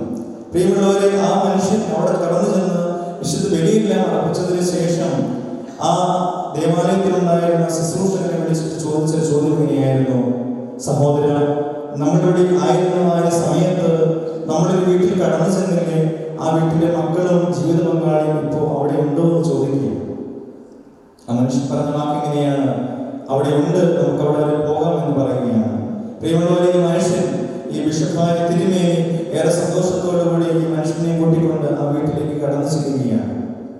രണ്ട് കുഞ്ഞുങ്ങളുണ്ടായിരുന്ന വീട്ടിൽ പ്രിയമുള്ളവരെ, ഈ മനുഷ്യനെ മുറ്റത്ത് എന്നിട്ട് വാതിൽ കൊട്ടി വിളിച്ചു. ആരും ആ വാതിൽ തുറന്നു തരാനുണ്ടായിരുന്നില്ല. കുറച്ചു നേരം കഴിഞ്ഞപ്പോൾ വീടിന്റെ പിറകിലൂടെ ഒരു അമ്മച്ചി ഓടി വരികയാണ്. ഓടി വന്നപ്പോൾ കണ്ട കാഴ്ച, ആ പള്ളിയിലെ ശുശ്രൂഷകനും അതാ ഒരു തിരുമേനിയും വീടിന് മുറ്റത്ത് വന്ന് നിൽക്കുകയാണ്. ഏറെ സന്തോഷത്തോടുകൂടി ഈ തിരുമേനിയെ വീടിനകത്തേക്ക് ക്ഷണിക്കുകയാണ്. അതാ കോരി ചെറിയുന്നതായ മഴയത്ത് ഒരു ചെറിയൊരു കുടിലായിരുന്നു അവർക്കുണ്ടായിരുന്നത്. എന്നാൽ ഏറെ സന്തോഷത്തോടുകൂടി ഈ തിരുമേനി ആ വീടിനകത്തേക്ക് കടന്നു ചെല്ലുകയാണ്. വീടിനകത്തേക്ക് കടന്നു ചെന്നപ്പോൾ ഈ തിരുമേനി ചോദിച്ചു: മോളെ, നിന്റെ രണ്ട് മക്കൾ എന്തെന്ന് ചോദിച്ചു. അപ്പോൾ ഈ മകൾ പറയുകയാണ്: തിരുമേനി, എൻ്റെ രണ്ട് മക്കളും വീടിനകത്തുണ്ട് എന്ന് പറയുകയാണ്. തിരുമേനി പറഞ്ഞു: അവരെ ഇവിടെ കാണുന്നില്ലല്ലോ എന്ന് വിളിക്കാൻ വേണ്ടി പറയുകയാണ്. കുറച്ചു നേരം ഈ അമ്മച്ചി അവിടെ നോക്കി നിന്നിട്ട് തിരുമേനിയോട് പറഞ്ഞ വാക്ക് ഇങ്ങനെയായിരുന്നു: തിരുമേനി, ആ കുഞ്ഞുങ്ങൾ ഇങ്ങോട്ട് വരില്ല, തിരുമേനിക്ക് കാണണമെങ്കിൽ വേണമെങ്കിൽ വീടിനകത്തേക്ക് കയറി വരാം. പ്രിയമുള്ളവരെ, അത്ര വലിയ സന്തോഷമൊന്നുമില്ലെങ്കിൽ പോലും തിരുമേനി ആ വീടിനകത്തേക്ക് കടന്നു ചെല്ലുകയാണ്. കടന്നു ചെന്നപ്പോൾ കണ്ട കാഴ്ച മറ്റൊന്നുമല്ല, ഒരു കട്ടിലിൽ അങ്ങോട്ടും ഇങ്ങോട്ടും ഒരു കട്ടിലിൽ തന്നെ കിടക്കുന്ന എൻ്റെ കുഞ്ഞുങ്ങളെ കാണുകയാണ്. പ്രിയമുള്ളവർ, തിരുമേനി ചോദിച്ചു: മോളെ, എന്ത് പറ്റിയതാണെന്ന് ചോദിച്ചു. ഈ മകൾ പറഞ്ഞ വാക്ക് ഇങ്ങനെയായിരുന്നു: തിരുമേനി, എൻ്റെ രണ്ട് കുഞ്ഞുങ്ങളും പോളിയോ വന്ന കിടപ്പിലായി പോയതാണെന്ന് ഓർമ്മപ്പെടുത്തുകയാണ്. തിരുമേനിയുടെ സങ്കടത്തോടുകൂടി മകളോട് പറഞ്ഞു: മോളെ, നീ പേടിക്കണ്ട, വിഷമിക്കണ്ട, ഇതെല്ലാം ദൈവം നിനക്ക് നൽകുന്ന ദാനമാണ്, ദൈവം നിനക്ക് നൽകുന്ന ത്യാഗമാണ്, ദൈവം നിനക്ക് നൽകുന്ന സൗഭാഗ്യമാണെന്ന് മാത്രം ചിന്തിച്ചാൽ മതി എന്ന് പറഞ്ഞു. വാവിട്ട് നിലവിളിക്കുന്നതായ ഈ അമ്മ തിരുമേനിയുടെ കയ്യിൽ പിടിച്ചുകൊണ്ട് ചുംബിച്ചുകൊണ്ട് കരഞ്ഞപ്പോൾ ഈ തിരുമേനി പറഞ്ഞ വാക്ക് ഇങ്ങനെയായിരുന്നു: മോളെ, നീ രണ്ട് വിശുദ്ധരെ പ്രസവിച്ച അമ്മയാണ് എന്ന് പറയുന്നുണ്ട്. പ്രിയമുള്ളവരെ, ഓർമ്മപ്പെടുത്തിയത് ഈ അമ്മയുടെ ജീവിതം പഠിക്കുമ്പോൾ അമ്മ ജനിച്ചതായ സമയം മുതൽ, അമ്മയുടെ ചെറുപ്പകാലം മുതൽ അമ്മ ദൈവാലയത്തിന് വേണ്ടി, ദൈവത്തിന് വേണ്ടി സമർപ്പിക്കപ്പെട്ടവളായി ദൈവാലയത്തിൽ ചേർന്നു നിന്നവളായിരുന്നു. ദൈവത്തിന്റെ തിരുസന്നിധിയിൽ നിന്ന് ഇറങ്ങാതെ മാറാതെ ചേർന്നു നിന്നവളായിരുന്നു. എല്ലാ ദിവസവും ദൈവാലയത്തിൽ പോകുമായിരുന്നു, പ്രാർത്ഥിക്കുമായിരുന്നു, ആരാധന സംബന്ധിക്കുമായിരുന്നു. പക്ഷെ എന്തുകൊണ്ടാണ് ഇവളുടെ ജീവിതത്തിൽ ഇങ്ങനെ സങ്കടങ്ങൾ കടന്നു വന്നതെന്ന് ചോദിച്ചപ്പോൾ ഈ തിരുമേനി പറഞ്ഞ വാക്ക്, ശുശ്രൂഷകരോട് പറഞ്ഞ വാക്ക് ഇങ്ങനെയായിരുന്നു: സഹോദര, അത് മറ്റൊന്നുമല്ല, ദൈവം ഇഷ്ടപ്പെടുന്നത് കൊണ്ട്, ദൈവം ഏറെ ഇഷ്ടപ്പെടുന്നത് കൊണ്ടും ആ കുഞ്ഞുങ്ങളെ നോക്കുവാൻ മറ്റാർക്കും സാധിക്കില്ല എന്ന് അറിഞ്ഞതുകൊണ്ടാണ് ഈ മകൾക്ക് ഈ കുഞ്ഞുങ്ങളെ ദാനമായി കൊടുത്തതെന്ന് പറയുന്നുണ്ട്. പ്രിയമുള്ളവരെ, ഞാൻ ഓർമ്മപ്പെടുത്തിയത് നമ്മുടെ ആരാധനകളും പ്രാർത്ഥനകളുമെല്ലാം ദൈവത്തിന്റെ തിരുസന്നിധിയിൽ എത്തുമ്പോൾ ചില സഹനങ്ങളും ചില വേദനകളും ചില പ്രയാസങ്ങളും ബുദ്ധിമുട്ടുകളൊക്കെ നമ്മൾ അനുഭവിക്കേണ്ടതായിട്ട് വരും. പക്ഷെ അതെല്ലാം ദൈവം നൽകുന്ന ഒരു ത്യാഗമായി, ദൈവം നൽകുന്ന ഒരു കഷ്ടതയായി നമ്മുടെ ജീവിതത്തോട് ചേർത്ത് വെക്കുവാൻ നമുക്ക് സാധിക്കണം. നമുക്കറിയാം, ഈ കഷ്ടതകളെല്ലാം ഞാൻ നിങ്ങൾ ചിന്തിക്കുമ്പോൾ പരിശുദ്ധ കന്യകമറിയം അമ്മയുടെ ജീവിതമാണ് ഇവിടെ നമുക്ക് കാണുവാനായിട്ട് സാധിക്കുന്നത്. പ്രിയമുള്ളവരെ, ഈ അമ്മ സഹിച്ചതായ കഷ്ടതകളും അമ്മ സഹിച്ചതായ വേദനകളും സഹിച്ചതായ പ്രയാസങ്ങളും ബുദ്ധിമുട്ടുകളും എല്ലാം അതിന്റെ ആഴങ്ങൾ, അർത്ഥങ്ങൾ ഞാൻ നിങ്ങൾ പരിശോധിക്കുമ്പോൾ ആരാണ് ഈ ലോകത്തിൽ ഏറ്റവും കൂടുതൽ കഷ്ടതകൾ സഹിച്ചത്? ആരാണ് ഈ ഭൂമിമണ്ഡലങ്ങളിൽ ഈ ലോകത്തിൽ കഷ്ടതകളാകുന്ന, ഞെരുക്കങ്ങളാകുന്ന മുൾമലകൾ അണിഞ്ഞതെന്ന് ചോദിക്കുമ്പോൾ മറ്റാർക്കും പറയുന്നതിന് അപ്പുറമായ ഒരു ഉത്തരമുണ്ട്.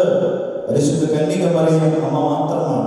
അമ്മയല്ലാതെ ഈ ലോകത്തിൽ മറ്റാരും ഇത്രമാത്രം കഷ്ടതകൾ സഹിച്ചിട്ടില്ല എന്ന് നമുക്ക് കാണുവാനായിട്ട് സാധിക്കുന്നുണ്ട്. മത്സരമുള്ളവരെ, ഇന്ന് ഞാൻ നിങ്ങളുടെ പത്രമാധ്യമങ്ങൾ എടുക്കുമ്പോൾ, TV മാധ്യമങ്ങൾ എടുത്ത് പരിശോധിക്കുമ്പോൾ നമ്മുടെ കൺമുമ്പിൽ നിന്ന് കരയുന്നതായ അമ്മമാരെ നമുക്ക് കാണുന്നുണ്ട്. ഒരു കുടുംബത്തിന്റെ ഭാരം മുഴുവൻ തന്നെ തോളിൽ വഹിച്ചുകൊണ്ട് അത് നമ്മുടെ കുഞ്ഞുങ്ങൾ നഷ്ടപ്പെട്ടു പോകുന്ന രംഗങ്ങളെ, അല്ലെങ്കിൽ മദ്യപാനത്തിന്റെയും വെറിക്കൂത്തിന്റെയും മറ്റു പലതരത്തിലുമായ അസ്വസ്ഥതകളാൽ മാറിപ്പോകുന്നതായ മക്കളെ കണ്ടുകൊണ്ട് കരയുന്നതായ അനേകം അമ്മമാരെ നമുക്ക് കാണുവാനായിട്ട് സാധിക്കുന്നു. അവിടെയെല്ലാം ഞാൻ നിങ്ങൾ മനസ്സിലാക്കേണ്ടത് ത്യാഗത്തിന്റെ വാതിൽ നമ്മുടെ മുമ്പാകെ തുറന്നു വെച്ചിട്ടുണ്ട്. ത്യാഗത്തിന്റെ വാതിൽ നമ്മുടെ മുമ്പാകെ തുറന്നു വെക്കുമ്പോൾ ആ ദൈവത്തിന്റെ തിരുസന്നിധിയിലേക്ക് നമ്മുടെ കണ്ണുകളെ ഉയർത്തിക്കൊണ്ട് പ്രാർത്ഥിക്കുവാൻ നമുക്ക് സാധിക്കണം. അമ്മയുടെ ജീവിതത്തിൽ നമുക്കറിയാം, തന്റെ ജീവിതം അതാ ഒരു കാർഷികമായ കുടുംബത്തിൽ, സാധുവായ ഒരു കുടുംബത്തിൽ ജനിച്ചതായ അമ്മ ഹന്നായുടെയും യാക്കീമിന്റെയും ജീവിതത്തിൽ തനിക്ക് ലഭിച്ചതായ ഏകമകളെ ദേവാലയത്തിലേക്ക് സമർപ്പിക്കുമ്പോൾ ഈ അമ്മ ദേവാലയത്തോട് ചേർന്ന് ശുശ്രൂഷ ചെയ്തവളായിരുന്നു, ആരാധനയെ സംബന്ധിക്കുന്നവളായിരുന്നു, പ്രാർത്ഥിക്കുന്നവളായിരുന്നു. എന്നാൽ അമ്മയുടെ ജീവിതത്തിൽ 13-ാമത്തെ വയസ്സിൽ അത് ഗബ്രിയേൽ മാലാഖ പ്രത്യക്ഷപ്പെട്ടിട്ട് ഒരു കുഞ്ഞ് ജനിക്കുമെന്ന് പറയുന്നതായ സമയം മുതൽ അമ്മയുടെ ജീവിതത്തിൽ അതാ സങ്കടങ്ങളാകുന്ന, വേദനകളാകുന്ന, പ്രയാസങ്ങളാകുന്ന, ബുദ്ധിമുട്ടുകളാകുന്ന, കഷ്ടതകളാകുന്ന ആണിപ്പാടുകൾ അമ്മയുടെ ജീവിതത്തിലേക്ക് കടന്നു വരുമ്പോഴും അമ്മ അതാ ദൈവത്തിന്റെ തിരുസന്നിധിയിൽ സന്തോഷിച്ച് ആനന്ദിക്കുന്നതായിട്ട് കാണുവാനായിട്ട് സാധിക്കുന്നുണ്ട്. എന്നാൽ അമ്മയുടെ ജീവിതത്തിൽ തനിക്ക് കുഞ്ഞ് ലഭിച്ചു കഴിയുമ്പോൾ ഓർത്തു നോക്കണം, ചുട്ടുപഴുക്കുന്ന മണലാഴികളോട് തന്റെ കുഞ്ഞിനെ എന്ത് ചെയ്യണം അറിയാൻ സാധിക്കാതെ വെറും ഒരു രാജാവിനെ ഭയന്നുകൊണ്ട് തന്റെ കുഞ്ഞിനെയുമായി മൃദുവാകുന്ന പാദസ്പർശങ്ങൾ ചുട്ടുപഴുക്കുന്ന മണലാഴികളോടെ അത് ഓടിപ്പോകുന്നതായ രംഗം അമ്മ സഹിച്ചതായ സഹനങ്ങൾ എവിടെയാണ്? തീർന്നില്ലേ? 12-ാമത്തെ വയസ്സിൽ തന്റെ മുമ്പിൽ വെച്ച് തന്റെ കുഞ്ഞ് നഷ്ടപ്പെട്ടു പോകുന്നതായ സമയത്ത് അമ്മ സഹിച്ചതായ ത്യാഗം എവിടെയാണ്? 33-ാമത്തെ വയസ്സിൽ തന്റെ കുഞ്ഞ് പൊന്നോമന പുത്രൻ ആ അമ്മയുടെ മുമ്പിൽ വെച്ച് പിച്ച് ചെയ്യുന്നതായ രംഗം കണ്ണുകൊണ്ട് കാണുമ്പോൾ, കണ്ണുനീരൊഴുക്കിക്കൊണ്ട് നോക്കുമ്പോൾ അമ്മ സഹിച്ചതായ ത്യാഗം എവിടെയാണ്? ഇവിടെയാണ് ത്യാഗത്തിന്റെ വാതിൽ എവിടെയെന്ന് ചോദിക്കുമ്പോൾ അതിന് ഉത്തരം നമുക്ക് ലഭിക്കുന്നത്. പ്രിയമുള്ളവരെ, നമ്മൾ ആരെങ്കിലും എന്തെങ്കിലും സഹിച്ചിട്ടുണ്ടോ? ഇന്ന് സന്തോഷത്തിന്റെയും ആനന്ദത്തിന്റെയും ആർഭാടത്തിന്റെയും അല്ലെങ്കിൽ ആവേശത്തിൻ്റെതായ നടുവിലൂടെ ഞാൻ നിങ്ങൾ യാത്ര ചെയ്യുമ്പോൾ, ഈ ലോകസുഖങ്ങളെല്ലാം ഞാൻ നിങ്ങൾ പേരിക്കൊണ്ട് യാത്ര ചെയ്യുമ്പോൾ, എല്ലാ സുഖസൗകര്യങ്ങളും ജീവിതത്തിലേക്ക് ലഭിച്ചു കഴിയുമ്പോൾ, പ്രിയമുള്ളവരെ, പലപ്പോഴും ദൈവത്തിൽ നിന്ന് മറുതലിച്ചു പോകുന്നതായ, ദൈവത്തെ മാറ്റി നിർത്തുന്നതായ, ദൈവത്തെ പിന്തള്ളുന്നതായ, ദൈവത്തെ വേണ്ട എന്ന് വെക്കുന്നതായ ഒരു സാഹചര്യത്തിലൂടെയല്ലേ ഇന്ന് ഞാൻ നിങ്ങൾ കടന്നു പോകുന്നത്? നമ്മുടെ പ്രാർത്ഥനകളും നമ്മുടെ ആരാധനകളും ഇന്ന് എവിടെയാണ്? നമ്മൾ ദൈവാലയത്തിൽ പോയി പ്രാർത്ഥിക്കുമ്പോൾ കണ്ണുനീരൊഴുക്കി പ്രാർത്ഥിക്കുവാൻ നമുക്ക് സാധിക്കുന്നുണ്ടോ? രാവിലെ വൈകുന്നേരം മുട്ടുപിടുന്നുകൊണ്ട് ഒരു നിമിഷമെങ്കിലും ദൈവത്തോട് നന്ദി പറയുവാൻ നമുക്ക് സാധിക്കുന്നുണ്ടോ? വളർന്നു വരുന്നതായി നമ്മുടെ കുഞ്ഞുങ്ങളെ വിളിച്ചിരുത്തിക്കൊണ്ട് ഒരു കൗമുദി കൊടുക്കുവാൻ നമുക്ക് സാധിക്കുന്നുണ്ടോ? ഇന്ന് പലപ്പോഴും നമ്മുടെ ജീവിതത്തിൽ ലഭിച്ചതായ അനുഗ്രഹങ്ങൾ മാത്രം എണ്ണിക്കൊണ്ട് ഓരോ ദിവസവും മുമ്പോട്ട് കടന്നു പോകുമ്പോൾ ഇന്ന് നമ്മുടെ മക്കളുടെ ജീവിതം നാം മറന്നു പോവുകയാണ്. നമ്മുടെ കുഞ്ഞുങ്ങളുടെ വളർച്ചയെ മാത്രം ലക്ഷ്യമാക്കിക്കൊണ്ട് നമ്മുടെ കുഞ്ഞുങ്ങളുടെ ജോലി ലഭിക്കുവാൻ വേണ്ടി, നമ്മുടെ കുഞ്ഞുങ്ങൾക്ക് നല്ല വിദ്യാഭ്യാസം ലഭിക്കുവാൻ വേണ്ടി, നമ്മുടെ കുഞ്ഞുങ്ങളെ ഏറ്റവും വലിയ നിലയിൽ എത്തിച്ചേരുവാൻ വേണ്ടി നമ്മുടെ കുഞ്ഞുങ്ങളെ ഇന്ന് സ്കൂളിലേക്ക് പറഞ്ഞയക്കുമ്പോൾ ഞായറാഴ്ച ദിവസവും പ്രഭാതത്തിലുമെല്ലാം ദൈവാലയത്തിലേക്ക് നേരത്തെ പറഞ്ഞു വിട്ടുകൊണ്ട് എന്താ ആരാധനയെന്നും എന്താണ് അവിടെ നടക്കുന്നതെന്നും തിരിച്ചറിയുവാനുള്ളതായ ഒരു മനസ്സ് നമ്മൾ കാണിക്കുന്നുണ്ടോ? പ്രിയമുള്ളവരെ, ഇവിടെയാണ് നമ്മുടെ ജീവിതത്തിൽ നഷ്ടപ്പെട്ടു പോകുന്നതായ ആരാധനയുടെ മൂല്യം നമുക്ക് കാണുവാനായിട്ട് സാധിക്കുന്നത്. വൈദിക സെമിനാരിൽ പഠിക്കുന്നതായ സമയത്ത് സെമിനാരിയുടെ സിസ്റ്റം അനുസരിച്ച് എല്ലാ ദിവസവും ലൈബ്രറിയിൽ പോകണമെന്ന സെമിനാരിയുടെ നിയമമാണ്. എന്നെ സംബന്ധിച്ചിടത്തോളം എനിക്ക് പുസ്തകം വായന വളരെ കുറവുള്ള ആളായിരുന്നു. എനിക്ക് പുസ്തകം വായിക്കാൻ ഒട്ടും താല്പര്യം ഉണ്ടായിരുന്നില്ല. പക്ഷേ ലൈബ്രറിയിലെ നിർബന്ധപ്രകാരം ഞാൻ വൈദിക സെമിനാരിയിലേക്ക് പോവുകയാണ്. ഞങ്ങളെ പഠിപ്പിച്ച അച്ഛനാണ് ലിജോച്ചൻ അറിയും സെമിനാരിയുടെ നിയമങ്ങൾ. പ്രിയമുള്ളവരെ, ഒരു ദിവസം സെമിനാരിയിലേക്ക് കടന്നു ചെന്നു, ലൈബ്രറിയിലേക്ക് കടന്നു ചെന്ന് കഴിഞ്ഞപ്പോൾ തിരുമേനി ലൈബ്രറിയിൽ വരുമെന്ന് ലൈബ്രറിയിൽ പറയുന്നുണ്ട്. പ്രിയമുള്ളവരെ, ലൈബ്രറിയിൽ പറഞ്ഞ എന്തെങ്കിലും ഒരു പുസ്തകം എടുത്ത് വായിക്കാൻ പറയുകയാണ്. കത്തോലിക്ക സഭ എഴുതിയതായ സമകാലികൻ എന്ന് പറയുന്നതായ ഒരു പുസ്തകം എടുത്ത് വായിക്കാൻ ഇടയായിത്തീർന്നു. വായിക്കാനല്ല, മറ്റുള്ളവരെ കാണിക്കാൻ വേണ്ടിയിട്ടാണ് പുസ്തകം എടുത്തത്. പ്രിയമുള്ളവരെ, പുസ്തകം എടുത്ത് ഞാൻ ഇരിക്കുന്നതായ ആ ഒരു ലൈബ്രറിയുടെ ഏറ്റവും കോർണറിലുള്ളതായ കസേരയിൽ ഞാൻ ഒറ്റയ്ക്ക് ആ പുസ്തകം തുറന്നു വെച്ചുകൊണ്ട് ഇരിക്കുകയാണ്. കുറച്ചു നേരം കഴിഞ്ഞപ്പോൾ പെട്ടെന്ന് എൻ്റെ കണ്ണ് ആകർഷിച്ചതായ ഒരു മനുഷ്യന്റെ ജീവിത അനുഭവം കാണാൻ ഇടയായിത്തീർന്നു. പ്രിയമുള്ളവർ, ഇത് പറയാൻ ആഗ്രഹിച്ചതെങ്കിലും ഞാൻ ഈ സാധു പറഞ്ഞു മാത്രമേ ഉള്ളൂ. പ്രിയമുള്ളവരെ, ആ പുസ്തകം ഞാൻ വായിക്കുവാനായിട്ട് തുടങ്ങി. അങ്ങനെ അതിൻ്റെ ആമുഖവാക്യം വായിച്ചപ്പോൾ ആ മനുഷ്യനെ എഴുതി വെച്ചിരിക്കുകയാണ്, ഞാൻ എൻ്റെ കണ്ണുനീർ തുള്ളികൾ കൊണ്ടാണ് ഞാൻ ഈ വാക്കുകൾ എഴുതുന്നതെന്ന് ആദ്യം പറയും. പ്രിയമുള്ളവർ, ഞാൻ കുറച്ചു നേരം അങ്ങനെ വായിക്കാൻ തുടങ്ങിയപ്പോൾ ആ മനുഷ്യന്റെ ജീവിത അനുഭവമാണ്. മനുഷ്യൻ ആമുഖമായിട്ട് ഇങ്ങനെ എഴുതിയിട്ടുണ്ട്. ഈ പുസ്തകത്തിൽ എഴുതി വെച്ചിരിക്കുന്ന കാര്യം എൻ്റെ ജീവിതത്തിൽ നടന്ന സംഭവമാണ്. പക്ഷേ ഇതൊരിക്കലും എൻ്റെ യേശുനമ്പുരാൻ എന്നെ ഭാരപ്പെടുത്തുവാനോ സങ്കടപ്പെടുത്തുവാനോ നൽകിയതല്ല എന്ന് പറഞ്ഞുകൊണ്ടാണ് അദ്ദേഹത്തിൻ്റെ ജീവിതാനുഭവം എഴുതി തുടങ്ങുന്നത്. പ്രിയമുള്ളവരെ, ഇങ്ങനെ എഴുതുകയാണ്, ആ മനുഷ്യൻ തൻ്റെ ജീവിത കാര്യങ്ങളെല്ലാം മുമ്പോട്ട് പോകുന്നതായ സമയത്ത് അപ്പൻ്റെയും അമ്മയുടെയും ആഗ്രഹപ്രകാരം ഒരു ഡോക്ടർ ആകണമെന്നായിരുന്നു അപ്പൻ്റെയും അമ്മയുടെയും ആഗ്രഹം.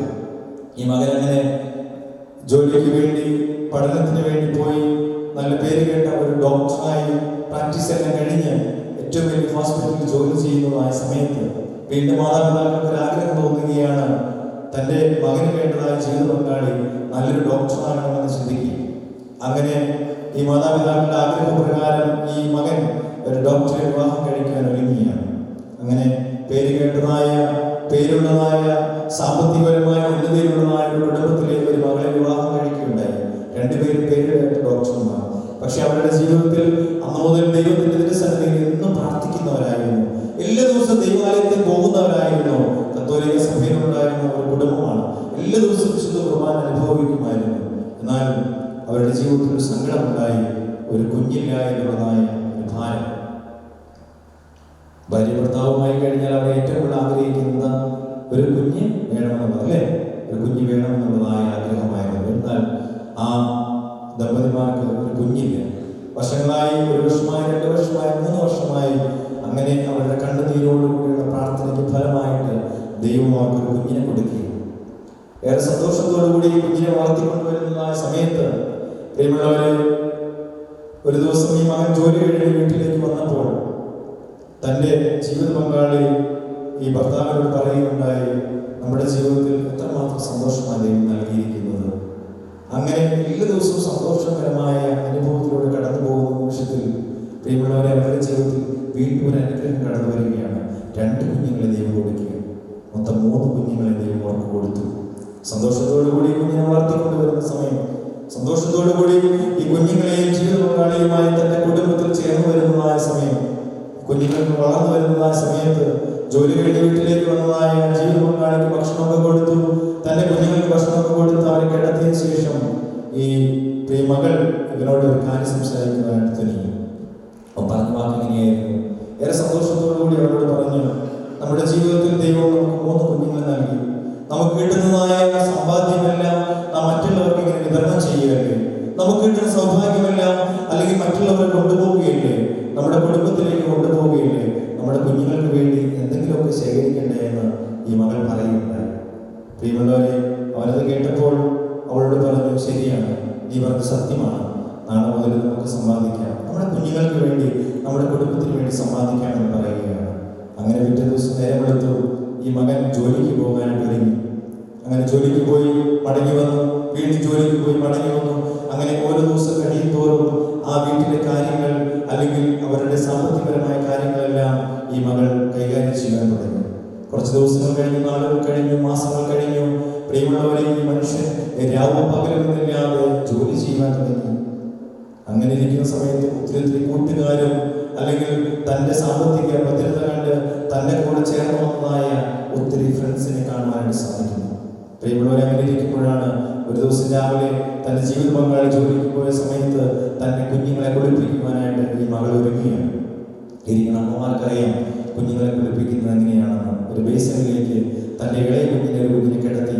പ്രിയമുള്ളവരെ, മൂത്ത കുഞ്ഞിൻ്റെ അടുക്കൽ കളിക്കുവാനായി വീടിന്റെ മുറ്റത്ത് തന്റെ ഇളയ കുഞ്ഞിനെ ഇരുത്തിയിട്ടാണ് അമ്മ തന്റെ ഇളയ കുഞ്ഞുങ്ങളിൽ ഒരു കുഞ്ഞിനെ കുളിപ്പിക്കുവാനായിട്ട് തുടങ്ങുന്നത്. അങ്ങനെ ഇരിക്കുമ്പോഴാണ് ഈ കുഞ്ഞിനെ കുളിപ്പിക്കുവാൻ ഉപയോഗിച്ചിരുന്നതായ സോപ്പ് തീർന്നു പോവുകയും വീടിനകത്തേക്ക് ഓടിപ്പോയി സോപ്പ് എടുക്കുവാൻ വേണ്ടി വരുന്ന സമയത്ത് മുറ്റത്ത് പോലെ കരച്ചിൽ കേൾക്കുകയാണ്. ഏറെ സങ്കടത്തോടും ഭാരത്തോടു കൂടി അമ്മ കയ്യിലുണ്ടായിരുന്ന സോപ്പ് വലിച്ചെറിഞ്ഞിട്ട് ഓടി മുറ്റത്തേക്ക് ചെന്നപ്പോൾ കണ്ട കാഴ്ച, മുറ്റത്ത് ചോരവാളം വിളിച്ച് കിടക്കുന്നതായ തൻ്റെ ഇളയ കുഞ്ഞ്. നോക്കിക്കഴിഞ്ഞപ്പോൾ തന്റെ മൂത്ത കുഞ്ഞിന്റെ കയ്യിൽ എവിടെ നിന്നും ഒരു കത്തി ലഭിക്കുകയാണ്. ആ കത്തി ഈ കുഞ്ഞിന്റെ വയറ്റിലേക്ക് തുളഞ്ഞു കയറുകയാണ്. പ്രിയമുള്ളവരെ, അമ്മ മുറ്റത്ത് കിടക്കുന്നതായി വിലമതിക്കുന്നതായ കാറിലേക്ക് ഈ കുഞ്ഞിനെ കിടത്തുവാനായിട്ട് ചെന്നപ്പോൾ കാറിന്റെ താക്കോൽ വീടിന്റെ അകത്തായിരുന്നു. പ്രിയമുള്ളവരെ, ഈ താക്കോൽ എടുക്കുവാൻ വേണ്ടി അമ്മ കുഞ്ഞിനെയുമായി ഓടി വീട്ടിലേക്ക് കയറി ചെന്നു. വിലമതിക്കുന്ന കാറിന്റെ താക്കോൽ എടുത്തുകൊണ്ടുവന്ന് കുഞ്ഞിനെ കിടത്തിയിട്ട് അമ്മയെ വേഗത്തിൽ അതാ യാത്രയായി. ഹോസ്പിറ്റലിലേക്ക് കടന്നു ചെന്ന് നേരത്തെ പരിശോധനയൊക്കെ കഴിഞ്ഞപ്പോൾ തന്റെ ജീവിത പങ്കാളി പേര് കേട്ടതായ ഡോക്ടർ ഓടി വരികയാണ്. അത് ICUയിൽ നിന്ന് ഓടി വന്നതായ ഡോക്ടർ തന്റെ സുഹൃത്തിനെ കെട്ടിപ്പിടിച്ചുകൊണ്ട് പറഞ്ഞ വാക്കിങ്ങനെയാണ്, മോനെ ക്ഷമിക്കണം, നിന്റെ ഇളയ കുഞ്ഞ് മരണപ്പെട്ടു എന്ന് പറയുകയാണ്. എങ്ങനെയാണ് മരണപ്പെട്ടത് ചോദിക്കുമ്പോൾ അതാ ചോരവാർ വിളിച്ച് തന്റെ കുഞ്ഞ് മരണപ്പെട്ടു എന്ന് പറയുകയാണ്. പ്രിയമുള്ളവരെ, ഈ ജീവിത പങ്കാളിയും അവളെ കെട്ടിപ്പിടിച്ചുകൊണ്ട് കരഞ്ഞുകൊണ്ട് ചോദിച്ചു, ഇതെങ്ങനെയാണ് സംഭവിച്ചത്? അവൾ പേടിച്ച് വിറങ്ങലിച്ചെന്ന് പറഞ്ഞു, എനിക്കറിയില്ല.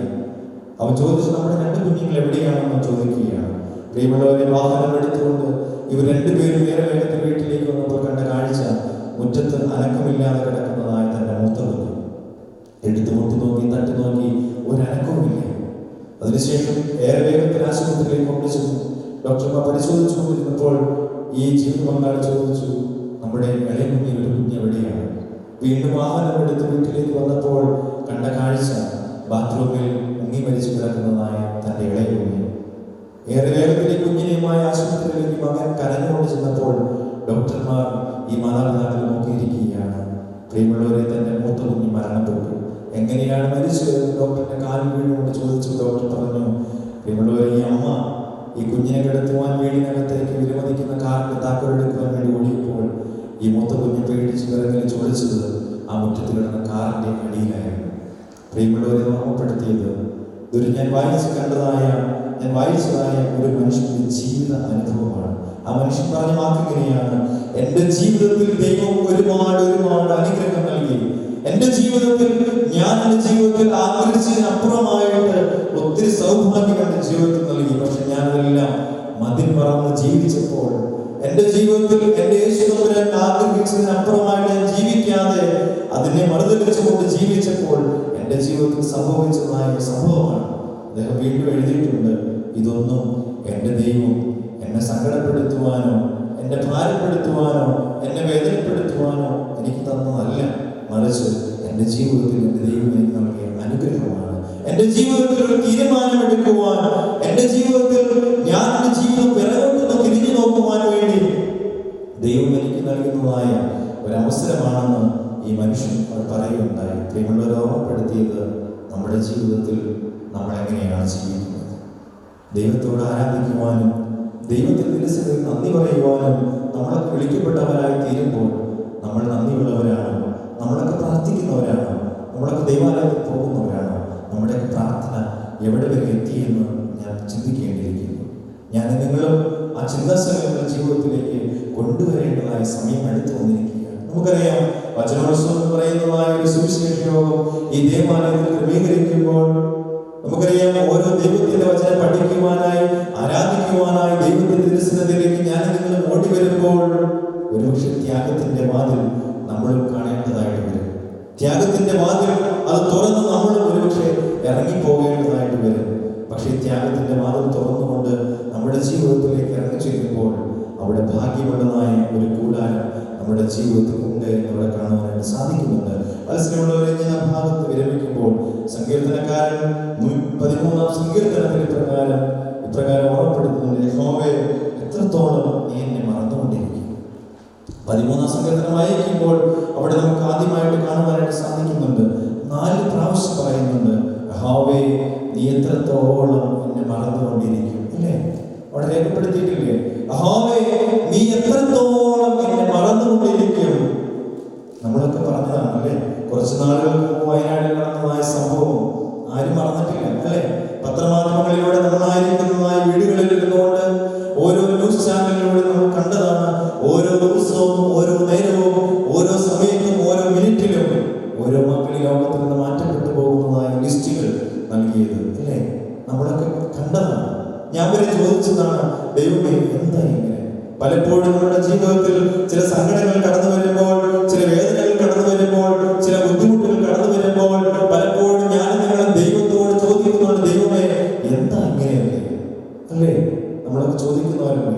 കുറച്ച് നാളുകൾക്ക് മുമ്പ് പോത്താനിക്കാടുള്ളതായ പള്ളിയിൽ ഒരു ശവസംസ്കാരവുമായി കടന്നു ചെയ്യുവാൻ എനിക്ക് ഇടയായിത്തീർന്നു.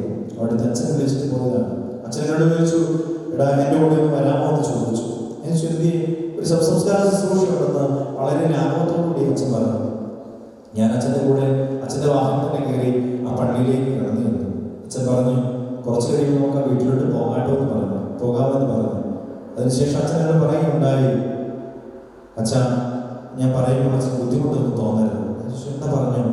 അച്ഛൻ നമ്മളിന്ന് പോകുന്ന ശവസംസ്കാര ശുശ്രൂഷ 2ാം ക്ലാസ്സിൽ പഠിക്കുന്ന ഒരു കൊച്ചുമകൻ്റെ ശുശ്രൂഷയ്ക്ക് വേണ്ടി പോകുന്നതെന്ന് പറഞ്ഞു.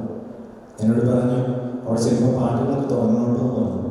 പ്രിയമുള്ളവരെ, ഞാൻ ആ വീട്ടിലേക്ക് കടന്നു ചെന്നപ്പോൾ വിതുമ്പിക്കരയുന്നതായ തൻ്റെ മാതാപിതാക്കൾ, അതിനേക്കാൾ ഉപരിയായിട്ട് ഞാൻ കണ്ട കാഴ്ച 4ാം ക്ലാസ്സിൽ പഠിക്കുന്ന തൻ്റെ മൂത്ത കുഞ്ഞ് കയ്യിൽ ബോളുമായി നിന്നുകൊണ്ട് ഇളയ കുഞ്ഞിനെ വിളിക്കുകയാണ്, എടാ എഴുന്നേറ്റ് പോവാം, നമുക്ക് കളിക്കാം. അതിനുശേഷം ആ ശവസംസ്കാര ശുശ്രൂഷ എങ്ങനെ തീർത്തു എന്ന് എനിക്കറിയില്ല. അതിനുശേഷം ദേവാലയത്തിലേക്ക് കയറി ചെന്നപ്പോൾ അടക്കമെല്ലാം കഴിഞ്ഞ് ദേവാലയത്തിലായിരിക്കുന്ന സമയത്ത് ഈ കുഞ്ഞിൻ്റെ അപ്പൻ ഒരു ചെറിയ പുഞ്ചിരിയോടുകൂടി അച്ഛന്മാരുടെ മുറിയിലേക്ക് വന്നിട്ട് പറഞ്ഞ വാക്കിങ്ങനെയായിരുന്നു, അച്ഛന്മാരെ ഒരുപാട് നന്ദിയുണ്ട് കേട്ടോ എന്ന് പറഞ്ഞു. ഞാൻ കണ്ണുനീരോടുകൂടി അവിടെ നിൽക്കുകയാണ്. എന്താശ്വാസമൊക്കെ പറയണത്. അപ്പോൾ അന്നേരം മനുഷ്യൻ പറയുകയാണ്, അച്ഛാ ഇതൊക്കെ ദൈവത്തിൻ്റെ ഒരു കുസൃതികളല്ലേ, ഇതൊക്കെ ദൈവത്തിൻ്റെ നന്മയാണ്. അങ്ങനെ മാത്രമാണ് ഞാൻ കാണുന്നത്. പ്രിയമുള്ളവരെ, നമ്മളൊക്കെ സങ്കീർത്തന പുസ്തകത്തിലൂടെയും വേദവാക്യത്തിലൂടെയും നമ്മളൊക്കെ പലപ്പോഴും കാണുന്നുണ്ട്, എത്രത്തോളമാണ് എൻ്റെ യേശു എന്നെ മറക്കുന്നത്. പക്ഷെ നമ്മുടെ ജീവിതത്തിൽ ചില പ്രതിസന്ധികൾ കടന്നു വരുമ്പോൾ, ചില ബുദ്ധിമുട്ടുള്ള പ്രയാസങ്ങൾ കടന്നു വരുമ്പോൾ നമ്മൾ പലപ്പോഴും ദൈവത്തെ മറുതലിച്ച് യാത്ര ചെയ്യുന്നു, ദൈവത്തെ കുറ്റപ്പെടുത്താറുണ്ട്. വൈമി, എന്തുകൊണ്ടാണ് എൻ്റെ ജീവിതത്തിൽ ഇങ്ങനെയൊക്കെ സംഭവിക്കുന്നത്? എന്തുകൊണ്ടാണ് എൻ്റെ ജീവിതത്തിൽ ഇങ്ങനെയുള്ള സങ്കടങ്ങളൊക്കെ കടന്നു വരുന്നത്? യേശു തമ്പുരാൻ പോലും നമുക്കറിയാം, കാൽവരി കുന്നിലേക്ക് കടന്നു പോകുമ്പോൾ ഗെത്സമനയുടെ തോട്ടത്തിൽ വെച്ച് പറയുന്നുണ്ട്, കഴിയുമെങ്കിൽ ഈ പാനപാത്രമെങ്കിൽ നീക്കണമേ. എന്തിനു വേണ്ടിയിട്ടാണ്? യേശു തമ്പുരാൻ പോലും ചോദിക്കുന്നുണ്ട് പിതാവായ ദൈവത്തിന്റെ സന്നിധിയിൽ. മത്സരങ്ങളെ ഓർമ്മപ്പെടുത്തിയത്, നമ്മുടെ ജീവിതത്തിൽ സഹനങ്ങളും വേദനകളും പ്രയാസങ്ങളും ബുദ്ധിമുട്ടുകളും കടന്നു വരുമ്പോൾ ദൈവത്തിന്റെ തിരുസന്നിധിയിൽ നന്ദിയുള്ള മക്കളായി തീരണം നമുക്ക് കാണാൻ സാധിക്കുന്നുണ്ട്. പരിശുദ്ധനായ ഓരോ അപ്പോസ്തലന്റെ ജീവിതം പഠിക്കുമ്പോൾ 28ഓളം കഷ്ടതകളാണ്, 28ഓളം ത്യാഗങ്ങളാണ് പരിശുദ്ധനായ ഓരോ അപ്പോസ്തലന്റെ ജീവിതത്തിൽ കടന്നു വരുന്നത്. നമുക്കറിയാം, അവിടെ വായിക്കുമ്പോൾ കഷ്ടത, ആപത്ത്, പട്ടിണി, വാൾ, ദുരന്തം, അങ്ങനെ പലതരത്തിലുള്ളതായ രോഗങ്ങൾ, 28ഓളം കഷ്ടതകളും പ്രയാസങ്ങളും കടന്നു വരുമ്പോൾ പരിശുദ്ധനായ ഓരോ അപ്പോസ്തലൻ ആ ദൈവത്തോട് ചേർന്ന് നിന്നുകൊണ്ട് പ്രാർത്ഥിക്കുന്നതായിട്ട് കാണാൻ സാധിക്കുന്നുണ്ട്. വേദപുസ്തകം പഠിക്കുമ്പോൾ ഇയ്യോബ് എന്ന് പറയുന്നതായ മനുഷ്യൻ നിങ്ങൾക്ക് എല്ലാവർക്കും അറിവുള്ളതാണ്. ഇയ്യോബിന്റെ ജീവിതം പഠിക്കുമ്പോൾ കാണുന്നുണ്ട്, എന്താ ഇയ്യോബിന്റെ ജീവിതം? സോറിയാസിസ് എന്ന് പറയുന്നതായ മാരകമായ രോഗത്തിന്റെ എക്സ്ട്രീം ലെവലിലായിരിക്കുമ്പോഴും തന്റെ ജീവിതപങ്കാളികൾ തന്നെ കൈവിട്ടു പോകുമ്പോൾ, തന്നിൽ നിന്ന് മാറിപ്പോകുമ്പോൾ, എല്ലാവരും തന്നിൽ ഒഴിഞ്ഞു പോകുമ്പോഴും ആ ദൈവത്തിന്റെ തിരുസന്നിധിയിൽ വിശ്വാസം കൈവിടാതെ ചേർന്ന് നിന്നവനായിരുന്നു ഇയ്യോബ് എന്ന് കാണുവാനായിട്ട് സാധിക്കുന്നുണ്ട്. മത്സരങ്ങളെ ഓർമ്മപ്പെടുത്തിയത്, നമ്മുടെ ജീവിതത്തിലും കഷ്ടതകളാകുന്ന ആ വാൾ ജീവിതത്തിലേക്ക് കടന്നു വരുമ്പോൾ ദൈവത്തോട് ചേർന്ന് നിൽക്കുവാൻ നമുക്ക് സാധിക്കും. നമ്മുടെ ജീവിതത്തിൽ കഷ്ടതകൾ വരുമ്പോൾ ദൈവത്തെ കുറ്റപ്പെടുത്തുന്നവരായി തീരരുത്, ദൈവത്തിൽ നിന്ന് മറുതലിച്ചു പോകുന്നവരായി തീരരുത്. പ്രിയമുള്ളവരെ, ആ ഭാഗത്ത് നിന്ന് ഞാൻ മാറുമ്പോൾ നമുക്കറിയാം, വേദപുസ്തകം പഠിക്കുമ്പോൾ അനേകം സ്ഥലങ്ങളിൽ കഷ്ടതകളാകുന്ന, ഞെരുക്കങ്ങളാകുന്ന, വേദനകളാകുന്ന, പ്രയാസങ്ങളാകുന്ന, ബുദ്ധിമുട്ടുകളാകുന്ന അനുഭവത്തിലൂടെ ഒത്തിരിയേറെ ആളുകൾ കടന്നു പോകുന്നതായിട്ട് കാണുന്നുണ്ട്. നമുക്കറിയാം, ഈ വലിയ നോമ്പ് ദിനങ്ങളിലൂടെ കടന്നു പോകുമ്പോൾ ഓരോ ഞായറാഴ്ചയും ദൈവത്തിന്റെ ഭാഗം വായിക്കുമ്പോൾ അവിടെ എല്ലാം കഷ്ടതകളും പ്രയാസങ്ങളും ദുരിതങ്ങളും നിറഞ്ഞതായ ജീവിതമാണ് ഓരോ മക്കളുടെയും ജീവിതത്തിൽ, അല്ലേ? നമുക്കറിയാം, ഭൂനിയായ സ്ത്രീയെ സൗഖ്യമാക്കുന്നുണ്ട്, അല്ലെങ്കിൽ ഭൂതബാധിതയായ തന്റെ മകളെയുമായി അമ്മ എന്ത് ചെയ്യണമെന്ന് അറിയാൻ സാധിക്കാതെ ദൈവത്തിന്റെ തിരുസന്നിധിയിലേക്ക് ചേർന്ന് വരുന്നുണ്ട്, അല്ലെങ്കിൽ മുടന്തനായ മനുഷ്യനെ സൗഖ്യമാക്കുന്നുണ്ട്.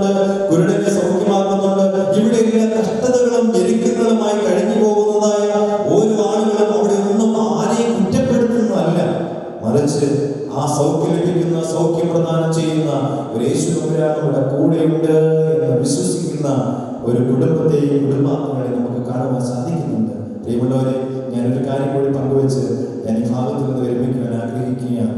ഇന്ന് ഹൈറേഞ്ചിൽ വർഷങ്ങൾക്ക് മുമ്പ് നടന്നതായ ഒരു സംഭവം നിങ്ങളുമായി പങ്കുവെച്ച് ഞാൻ വാക്കുകൾ നിർത്തുകയാണ്.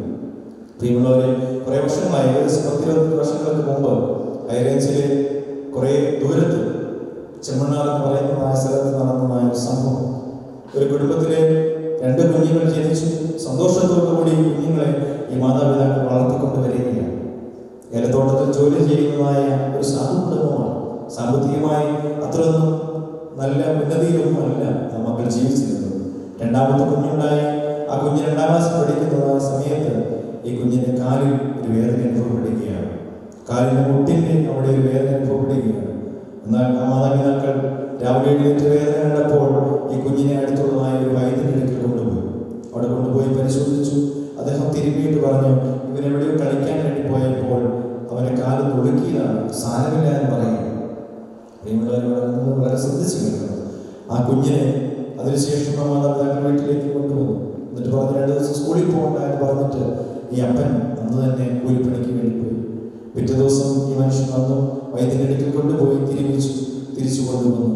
അതിനുശേഷം അന്ന് ഈ ജോലിക്ക് പോയിട്ട് പോകുന്ന സമയത്ത് ഏകദേശം ഒരു 10-15 സമയമായി കഴിഞ്ഞപ്പോൾ ഈ കുഞ്ഞ് സങ്കടത്തോടു കൂടി വേദനിച്ചുകൊണ്ട് അമ്മയോട് പറഞ്ഞു, അമ്മേ, എൻ്റെ കാലിന് ഭയങ്കര വേദനയാണ്, എന്നെ എവിടെയെങ്കിലും കൊണ്ടുപോകണമെന്ന് പറയുക. അങ്ങനെ 2ാം ക്ലാസ്സിൽ പഠിക്കുന്ന കൊച്ചിനെ, എന്നാൽ ഈ അമ്മയ്ക്ക് അത്ര ആരോഗ്യ സുഖകരമായില്ലാത്ത ഒരു അസുഖങ്ങളുള്ള ഒരാളാണ്. എന്നാൽ ഈ കുഞ്ഞിനെ എടുത്തുകൊണ്ട് പോകാൻ അമ്മയ്ക്ക് ആരോഗ്യമില്ലാത്തത് കൊണ്ട് തൊട്ടടുത്തുള്ള വീട്ടിലെ ചേട്ടനെ വിളിച്ചിട്ട് പറഞ്ഞു, നമ്മുടെ കുഞ്ഞിനെ ഒന്ന് ആശുപത്രിയിൽ കൊണ്ടുപോകണമെന്ന് പറയുക. തൻ്റെ ജീവിത പങ്കാളി ജോലിക്ക് പോയ സമയത്ത് ഈ കുഞ്ഞിനെ ആശുപത്രിയിലേക്ക് കൊണ്ടുപോകാൻ വേണ്ടി ഈ അമ്മയും തൊട്ടടുത്ത വീട്ടിലെ ചേട്ടൻ ഒരുങ്ങുകയാണ്. പ്രിയമുള്ളവരെ, അന്ന് ആ നാട്ടിലേക്ക് ഒരു ബസ് മാത്രമായിരിക്കും. എറണാകുളത്ത് നിന്ന് പോകുന്നതായ കോംപ്രേഡ് എന്ന് പറയുന്നതായ ബസ് 2:30 മണിക്ക് ബസ് എടുക്കും. 2 മണിയായപ്പോൾ ചേട്ടൻ ഈ കുഞ്ഞിനെ എടുത്തുകൊണ്ട് തോളിൽ കിടത്തിക്കൊണ്ട് നടന്നു പോകുകയാണ്. ഇന്ന് വാഹന സൗകര്യങ്ങളൊന്നുമില്ല. അങ്ങനെ ബസ്സിലേക്ക് കുഞ്ഞിനെ കൊണ്ടുപോയി ഒരു സീറ്റിൽ കിടത്തി ഈ കുഞ്ഞും അമ്മയും ഈ ചേട്ടനും കൂടി ആശുപത്രിയിലേക്ക് പോവുകയാണ്. രാജക്കാടുള്ളതായ ആശുപത്രിയിലേക്ക് കുഞ്ഞിനെ കൊണ്ടു ചെന്നാക്കി. ഡോക്ടർ പറഞ്ഞു, സാരമില്ല, നമുക്ക് നോക്കാമെന്ന് പറഞ്ഞ് അവിടെ കിടത്തി.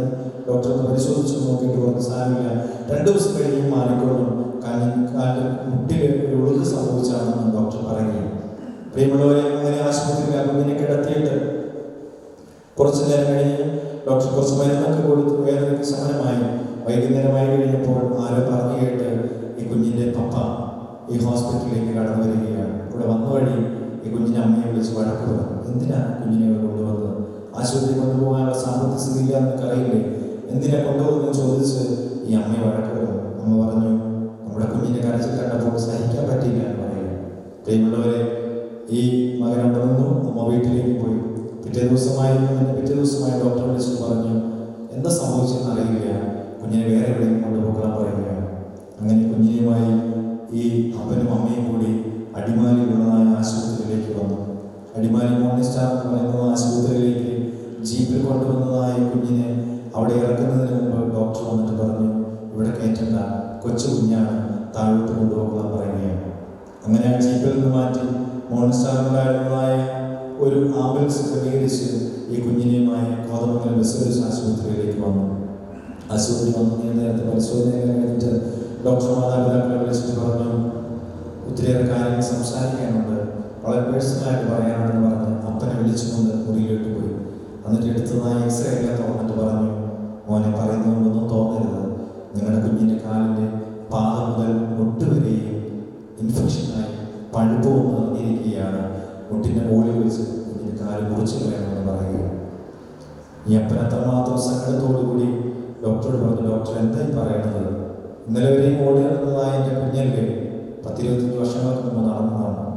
അന്ന് ഇന്നത്തെ പോലെ വലിയ സൗകര്യങ്ങളൊന്നുമില്ല, എന്ത് ചെയ്യണമെന്നറിയാൻ സാധിക്കാതെ ഇവനോടൊന്ന് കരഞ്ഞപ്പോൾ ഡോക്ടർ പറഞ്ഞു, നിങ്ങൾക്ക് ചെയ്യണമെന്ന് ചെയ്യാം, അല്ലെങ്കിൽ എങ്ങോട്ടും കൊണ്ടുപോക്കണം പറയുകയാണ്. ഈ കുഞ്ഞിൻ്റെ അമ്മയുടെ അനുജത്തി പെട്ടെന്ന് ഓടി വന്നു, ചോദിച്ചു എന്താണ് കാര്യങ്ങൾ, പറഞ്ഞ് വിശദീകരിച്ച് പറഞ്ഞു, നമുക്കിവിടെ കിടത്തണ്ട, വേറെ കൊണ്ടുപോകാമെന്ന് പറഞ്ഞു കോലഞ്ചേരിക്ക് കൊണ്ടുപോകാൻ തീരുമാനിച്ചു. കോലഞ്ചേരി ഹോസ്പിറ്റലിൽ ചെന്ന് പരിശോധനയൊക്കെ കഴിഞ്ഞ് ഡോക്ടർ പറഞ്ഞു, ഒന്നും ചെയ്യാനില്ല, നിങ്ങൾ വേറെ എവിടെയും കൊണ്ടുപോകോ അല്ലെങ്കിൽ ഇവിടെ കിടത്തിക്കൊള്ളാൻ പറയുക. ആരൊക്കെ പറഞ്ഞു കേട്ട് അതേ ആംബുലൻസിൽ തന്നെ കുഞ്ഞിനെ ലിസി ഹോസ്പിറ്റലിലേക്ക് കൊണ്ടുപോവുകയാണ്. ലിസി ഹോസ്പിറ്റലിൽ ചെന്ന് ഡോക്ടർമാർ പരിശോധിച്ചു. നീണ്ട നേരത്തെ പരിശോധനയെല്ലാം കഴിഞ്ഞിട്ട് ഡോക്ടർ ഈ മാതാപിതാക്കളെ വിളിച്ചിട്ട് പറഞ്ഞ കാര്യം ഇങ്ങനെയാണ്: ഞങ്ങൾ രണ്ടാമതും മൂന്നാമതും എക്സ്റേ എടുത്തു, പക്ഷെ അതിലെല്ലാം ഒരു മാറ്റങ്ങളുമില്ല. കുഞ്ഞിൻ്റെ മുകൾ ഭാഗത്ത്, കാലിൻ്റെ മുകൾ ഭാഗത്ത് വെച്ച് മുറിച്ച് കളയണം, അല്ലാതെ ഒന്നും ചെയ്യാൻ പറ്റില്ല. പ്രിയമുള്ളവരെ, ഈ അപ്പൻ വാവിട്ട് നിലവിളിച്ചുകൊണ്ട് കരഞ്ഞുകൊണ്ട് ഡോക്ടറുടെ മുറിയിൽ നിന്ന് ഇറങ്ങാൻ നിൽക്കുകയാണ്. സെക്യൂരിറ്റിനെ വിളിച്ചിട്ട് പറഞ്ഞു ഈ മനുഷ്യനെ ഇറക്കി വിടാൻ പറയുകയാണ്. ഈ അപ്പൻ വാവിട്ട് നിലവിളിച്ച് ഡോക്ടർ പറഞ്ഞു, ഡോക്ടർ എൻ്റെ കുഞ്ഞിൻ്റെ കാല് രക്ഷപ്പെടുത്തി തരണം. ഡോക്ടർ കുറച്ച് നേരം അപ്പൻ്റെ കരച്ചിൽ കണ്ടിട്ട് പറഞ്ഞു, പെട്ടെന്ന് 10,000 രൂപ നിങ്ങൾ കൊണ്ടുപോയി അടയ്ക്കും. 25 വർഷങ്ങൾക്ക് മുമ്പ് ഏലത്തോട്ടത്തിൽ കൂലിപ്പണിക്ക് പോകുന്ന ഈ അപ്പൻ്റെ കയ്യിൽ എവിടെയാണ് 10,000 രൂപ? ഈ കുഞ്ഞിൻ്റെ അടുക്കിലേക്ക് കടന്നു ചെന്നിട്ട് വാടിയിൽ കൊണ്ടുപോയി കട്ടിൽ കിടത്തിയതായ കുഞ്ഞിൻ്റെ മുമ്പിൽ നിന്നുകൊണ്ട് ഈ അപ്പൻ ചങ്കത്തടിച്ച് നിലവിളിക്കുന്നു. കുറച്ചു നേരം കരയുന്ന കണ്ടപ്പോൾ വാടിയിലുണ്ടായിരുന്ന പാവപ്പെട്ട ആളുകൾ വന്നിട്ട് ഈ മകനോട് ചോദിച്ചു, എന്താ പറ്റിയത്? പറയുണ്ടായി, എൻ്റെ കുഞ്ഞിൻ്റെ കാലം കുറിച്ച് കളയണമെന്ന് ഡോക്ടർ പറയുന്നു. നീണ്ട നേരത്തെ പരിശോധന കഴിഞ്ഞു, ഒന്നും ചെയ്യാൻ പറ്റില്ല എന്ന് പറഞ്ഞ് ഈ അപ്പൻ നിലവിളിച്ചപ്പോൾ ഒരു ഭ്രാന്തനെ പോലെ ആ വാടിലൂടെ ഓടി നടക്കുന്നതായ അപ്പൻ, ഒന്നും അറിയാതെ വേദന ശാന്തമായപ്പോൾ കളിച്ചു ചിരിക്കുന്നതായ 2ാം ക്ലാസ്സിൽ പഠിക്കുന്ന മകൻ ഈ കുഞ്ഞിൻ്റെ ആ സന്തോഷകരമായ മുഖത്തേക്ക് നോക്കിയപ്പോൾ വാടിയിലുണ്ടായിരുന്ന പാവപ്പെട്ട ആളുകൾ അവരുടെ കൈവശമുണ്ടായിരുന്ന 100 രൂപയും 200 രൂപയും 500 രൂപയെല്ലാം ആ കട്ടിൽ കൊണ്ടുപോയി വയ്ക്കുവാൻ തുടങ്ങി. പ്രിയമുള്ളവർ, കുറച്ചു നേരം കഴിഞ്ഞപ്പോൾ ഈ അപ്പൻ ഓടി വന്നപ്പോൾ ഈ കുഞ്ഞു കിടക്കുന്ന കട്ടിലിൻ്റെ ചുവട്ടിൽ നിറയെ ചില്ലറ പൈസകളും ചില്ലറ നോട്ടുകളും. അപ്പനേറെ സങ്കടത്തോടുകൂടി ഈ പൈസ വാരി പൊതിഞ്ഞെടുത്ത് ഒരു ഭ്രാന്തനെ പോലെ ആശുപത്രിയിൽ ഡോക്ടറുടെ മുറിയിലേക്ക് കടന്നു ചെന്നിട്ട് ഡോക്ടറുടെ മുറിയിൽ മേശപ്പുറത്തേക്ക് വെച്ചിട്ട് കാലിലേക്ക് വീണിട്ട് പറഞ്ഞ വാക്കെങ്ങനെയായിരുന്നു: ഡോക്ടർ, ഇത് എൻ്റെ കയ്യിലുള്ളൂ, എൻ്റെ കുഞ്ഞിനെ രക്ഷപ്പെടുത്തും.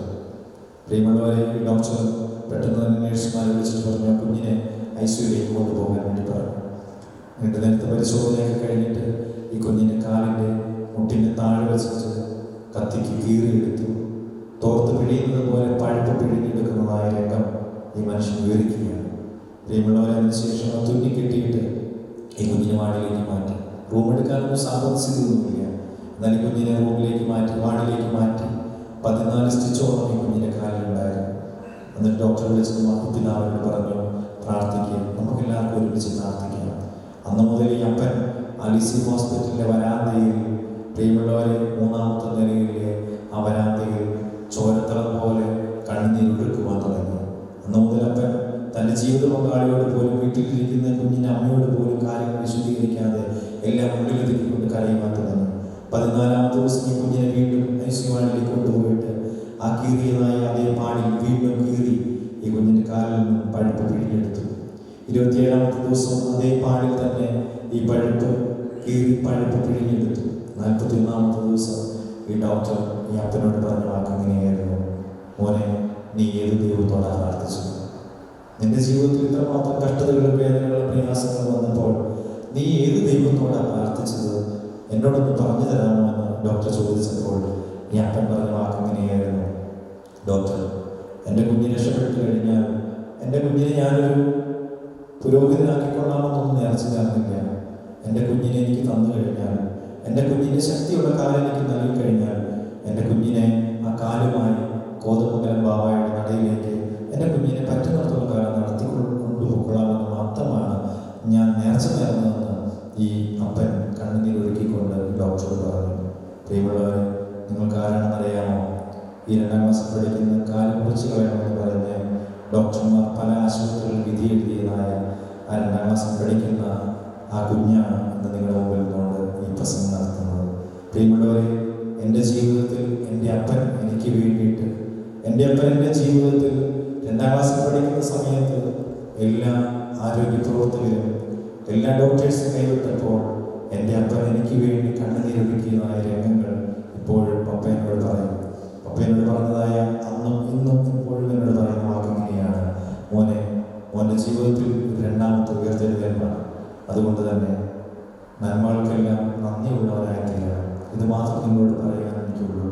ഈ സായം സന്ധ്യയിൽ നമ്മളൊക്കെ ഈ ദേവാലയത്തിലായിരിക്കുമ്പോൾ നമ്മുടെ സുഖ സൗകര്യങ്ങൾ, നമ്മുടെ സന്തോഷങ്ങൾ, നമ്മുടെ ആനന്ദങ്ങൾ നമ്മുടെ ജീവിതത്തിൽ എല്ലാം നേടുമ്പോൾ, എല്ലാം ലഭിക്കുമ്പോൾ നൽകിയ കരുണകൾക്ക് നന്ദിയുള്ളവരായിത്തീരണം. നമ്മുടെ ജീവിതത്തിൽ അനർത്ഥങ്ങൾ സംഭവിക്കുമ്പോൾ, നമ്മുടെ ജീവിതത്തിൽ സങ്കടങ്ങൾ ഉണ്ടാകുമ്പോൾ, നമ്മുടെ ജീവിതത്തിൽ പ്രയാസങ്ങളും ബുദ്ധിമുട്ടുകളും ഉണ്ടാകുമ്പോൾ ഒരിക്കൽ പോലും ദൈവത്തെ കുറ്റപ്പെടുത്തുവാനോ ജീവിതത്തിൽ ദൈവത്തെ മറുതലിച്ചു പറയുവാനോ നമ്മൾ ഇടവരരുത്. ദൈവമുള്ളവരെ നമ്മുടെ കുഞ്ഞുങ്ങൾക്ക് വേണ്ടി പ്രാർത്ഥിക്കുവാൻ തയ്യാറാകണം. കരയുന്നവരുടെ കണ്ണുനീരിനെ സ്വീകരിക്കുന്ന ഒരു ദൈവം നമ്മുടെ കൂടെയുണ്ട്. കരഞ്ഞാൽ കണ്ണുനീരൊപ്പുന്ന ഒരു ദൈവത്തിൻ്റെ സ്നേഹം നമ്മുടെ കൂടെയുണ്ട്. കരയുന്നവരുടെ കണ്ണുനീരിനെ സ്വീകരിച്ച് അതിന് മറുപടി നൽകുന്ന ഒരു ദൈവം നമ്മുടെ കൂടെയുണ്ട്. നമ്മളെല്ലാം ഇന്നീ ദൈവാലയത്തിൽ സന്ധിയിലായിരിക്കുമ്പോൾ കേട്ടതായ വചനത്തിൽ ഞാൻ നിങ്ങളും ഒരു തീരുമാനമെടുക്കണം. നമ്മളൊക്കെ ബുദ്ധിയുള്ള ആരാധനയാണോ, ദൈവത്തിന് പ്രസാദകരമായ യാഗമാണോ എന്ന് ചിന്തിക്കണം. പരിശുദ്ധനായ പൗലോസ് അപ്പോസ്തലൻ ഇന്ന് ഈ രാത്രികാലം അവരോടല്ല പറഞ്ഞത്, നമ്മളോട് പറയുന്നത്. ഈ രാത്രികാലം എന്നോട് നിന്നോട് പറയുന്നത്, നമ്മളൊക്കെ ബുദ്ധിയുള്ള ആരാധനയായി തീരണം, ദൈവത്തിന് പ്രസാദകരമായ യാഗമായി തീരണം. ഇന്ന് നിങ്ങളുടെ മുമ്പിൽ നിന്നുകൊണ്ട് ഇങ്ങനെ ദൈവത്തിൻ്റെ വചനം നിങ്ങളോട് സംസാരിക്കുവാൻ ഞാൻ ഇവിടെ ഉണ്ടെങ്കിൽ അതെൻ്റെ അപ്പൻ്റെ അമ്മയുടെ പ്രാർത്ഥന കൊണ്ടാണ്. ഇപ്പോഴും എൻ്റെ അപ്പനും അമ്മ എനിക്ക് വേണ്ടി പ്രാർത്ഥിക്കുകയാണ്. ഞാൻ പ്രസംഗിക്കാൻ വേണ്ടി പോരുന്നതിന് മുമ്പ് ഞാൻ എൻ്റെ അമ്മയെ വിളിച്ചിട്ട് പറഞ്ഞു, മമ്മി എനിക്ക് വേണ്ടി പ്രാർത്ഥിക്കണമെന്ന് പറഞ്ഞു. മമ്മി എന്നോട് പറഞ്ഞു, ഓ വിഷമിക്കണ്ട, ഓ ധൈര്യമായിട്ട് വയ്ക്കും, ഞാൻ പ്രാർത്ഥിച്ചോളാമെന്ന് പറഞ്ഞു. നമ്മുടെ കുഞ്ഞുങ്ങൾക്ക് വേണ്ടി പ്രാർത്ഥിക്കുവാൻ മാതാപിതാക്കളായി നിങ്ങൾ തയ്യാറാകണം. നിങ്ങളുടെയൊക്കെ സഹോദരൻ്റെ പ്രായമുള്ളൂ, അല്ലെങ്കിൽ കുഞ്ഞിൻ്റെ പ്രായമുള്ളൂ, മകൻ്റെ പ്രായം എനിക്കുള്ളൂ, ഒരു അച്ഛനായി നിങ്ങൾ ഇതൊന്ന് പറയുന്നുണ്ടെങ്കിൽ നമ്മുടെ ജീവിതത്തിൽ നമ്മുടെ ദാനമായി നൽകിയ കുഞ്ഞുങ്ങളെ അവിടെ പ്രാർത്ഥിക്കണം. കുടുംബത്തിൽ സമാധാനം നഷ്ടപ്പെട്ടു പോകുമ്പോൾ, വേദന നിറഞ്ഞതായ അനുഭവത്തിലൂടെ പോകുമ്പോൾ, ഞെരുക്കവും ഇടുക്കവും നിറഞ്ഞതായ അനുഭവത്തിലൂടെ കടന്നു പോകുമ്പോൾ ഒരിക്കൽ പോലും ദൈവത്തെ കുറ്റപ്പെടുത്തുവാൻ ഇടവരരുത്. കഷ്ടതകളും വേദനകളും പ്രയാസങ്ങളെല്ലാം അസഹനങ്ങളെല്ലാം ദൈവം നൽകുന്ന ദാനമായി നമ്മൾ ഏറ്റെടുക്കണം. ഒരു നിമിഷം നമ്മുടെ കണ്ണുകളെ അടച്ച് ദൈവത്തിൻ്റെ തിരുസന്നിധിയിലേക്ക് നമ്മെ തന്നെ സമർപ്പിച്ചുകൊണ്ട് നമുക്ക് പ്രാർത്ഥിക്കാം. കർത്താവേ, ഈ നേരം വരെ ഞങ്ങളുടെ ജീവിതത്തിൽ നീ ഒത്തിരിയേറെ വഴികൾ തുറന്നു തന്നു. കർത്താവേ, ഈ 1 മണിക്കൂർ സമയം ഞങ്ങളുടെ ജീവിതത്തിൽ നീ തുറന്നു തന്ന വാതിലുകളെല്ലാം ഞങ്ങൾ കണ്ടു. കർത്താവേ, എന്താണ് ആരാധന? എന്തിനു വേണ്ടിയാണ് പള്ളിയിൽ പോകുന്നത്? എന്തിനു വേണ്ടിയാണ് പ്രാർത്ഥിക്കുന്നത്? പ്രാർത്ഥിക്കുന്നവരുടെ പ്രാർത്ഥനകൾക്ക് ഉത്തരം നൽകുന്ന ഒരു ദൈവത്തിൻ്റെ ചിത്രമുണ്ട് എന്ന് ഞങ്ങൾ വചനത്തിലൂടെ കണ്ടു. കർത്താവേ, ഞങ്ങളുടെ ജീവിതത്തിൽ ഒന്ന് കരയുവാൻ, ഞങ്ങളുടെ ജീവിതത്തിൽ ഒന്ന് പ്രാർത്ഥിക്കുവാൻ, ഞങ്ങളുടെ ജീവിതത്തിൽ ഒരു തീരുമാനമെടുക്കുവാൻ, ഞങ്ങളുടെ ജീവിതത്തിൽ ഒരു തിരിച്ചറിവുണ്ടാകുവാൻ ഈ ദിവസം ഞങ്ങൾ പ്രാർത്ഥിക്കുകയാണ്. കർത്താവേ, കാൽവരിക്ക് യാഗമായി തീർന്ന പൊന്നുതമ്പുരാനെ, കാൽവരിയുടെ യാഗത്തിൽ കർത്താവെ ആ മലമുകളിലേക്ക് ഭാരമേറിയ ക്രൂശുമായി കടന്നു പോകുമ്പോൾ ഞങ്ങളുടെ ജീവിതത്തിൽ തെറ്റുകളും കുറ്റങ്ങളും വേദനകളൊക്കെ ഏറ്റെടുത്തിട്ടല്ലേ പൊന്നുതമ്പുരാനെ നീ കടന്നു പോകുന്നത്. ദൈവമേ, ഈ ദിവസം ഞങ്ങൾ തന്നെ ഞങ്ങളുടെ ഹൃദയത്തിൻ്റെ അഗാധങ്ങളിലെ വാതിൽ തുറന്ന് നിന്നെ നോക്കുകയാണ്. നിന്റെ മുഖച്ഛായ ഞാൻ ഒപ്പിയെടുക്കുമ്പോൾ, നിന്റെ സന്നിധിയിലേക്ക് ചേർന്ന് വരുമ്പോൾ കർത്താവെ ഞങ്ങളെ അനുഗ്രഹിക്കണമേ. ഇന്നോടെ ഞങ്ങളുടെ ജീവിതത്തിൽ ഒന്ന് പ്രാർത്ഥിക്കുവാൻ, ഒന്ന് കരയുവാൻ ഞങ്ങൾ സമയം കണ്ടെത്തിയിട്ടില്ല. കർത്താവെ, നിന്നെ ധ്യാനിച്ചുകൊണ്ട്, നിന്നെ സ്മരിച്ചുകൊണ്ട് ഈ രാത്രികാലം ഞങ്ങൾ കണ്ണുനീരൊഴുക്കിക്കൊണ്ട് ഞങ്ങളുടെ കുടുംബത്തിന് വേണ്ടി, ഞങ്ങളുടെ ഇടവയ്ക്ക് വേണ്ടി, ഞങ്ങളുടെ മക്കൾക്ക് വേണ്ടി ഈ സമയത്ത് നിന്ന് പ്രാർത്ഥിക്കുകയാണ്. ദൈവമേ, ഞങ്ങളുടെ കൂടെ നിന്ന് അനുഗ്രഹിക്കണമേ.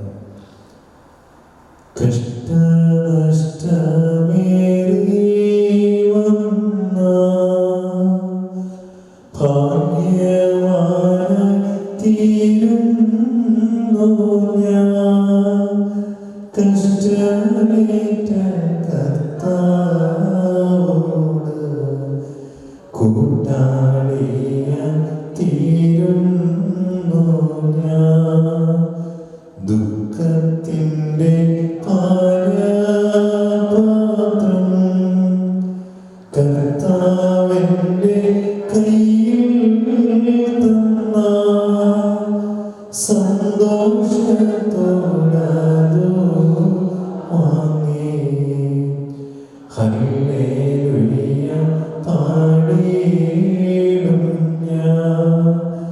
കഷ്ടമേറ്റ കർത്താവോട് കൂട്ടാളിയ തീരുന്നു ഞാൻ. കാരുണ്യവാനായ ദൈവമേ, സ്വർഗ്ഗീയപിതാവേ, ഈ സന്ധ്യായാമത്തിൽ കർത്താവേ ഞങ്ങൾ നിന്റെ സന്നിധിയിലേക്ക് സമർപ്പിക്കുന്നു. ഏഴുകളും പാപങ്ങളുമാവുന്ന അടിയങ്ങൾ ദൈവമേ, നിന്റെ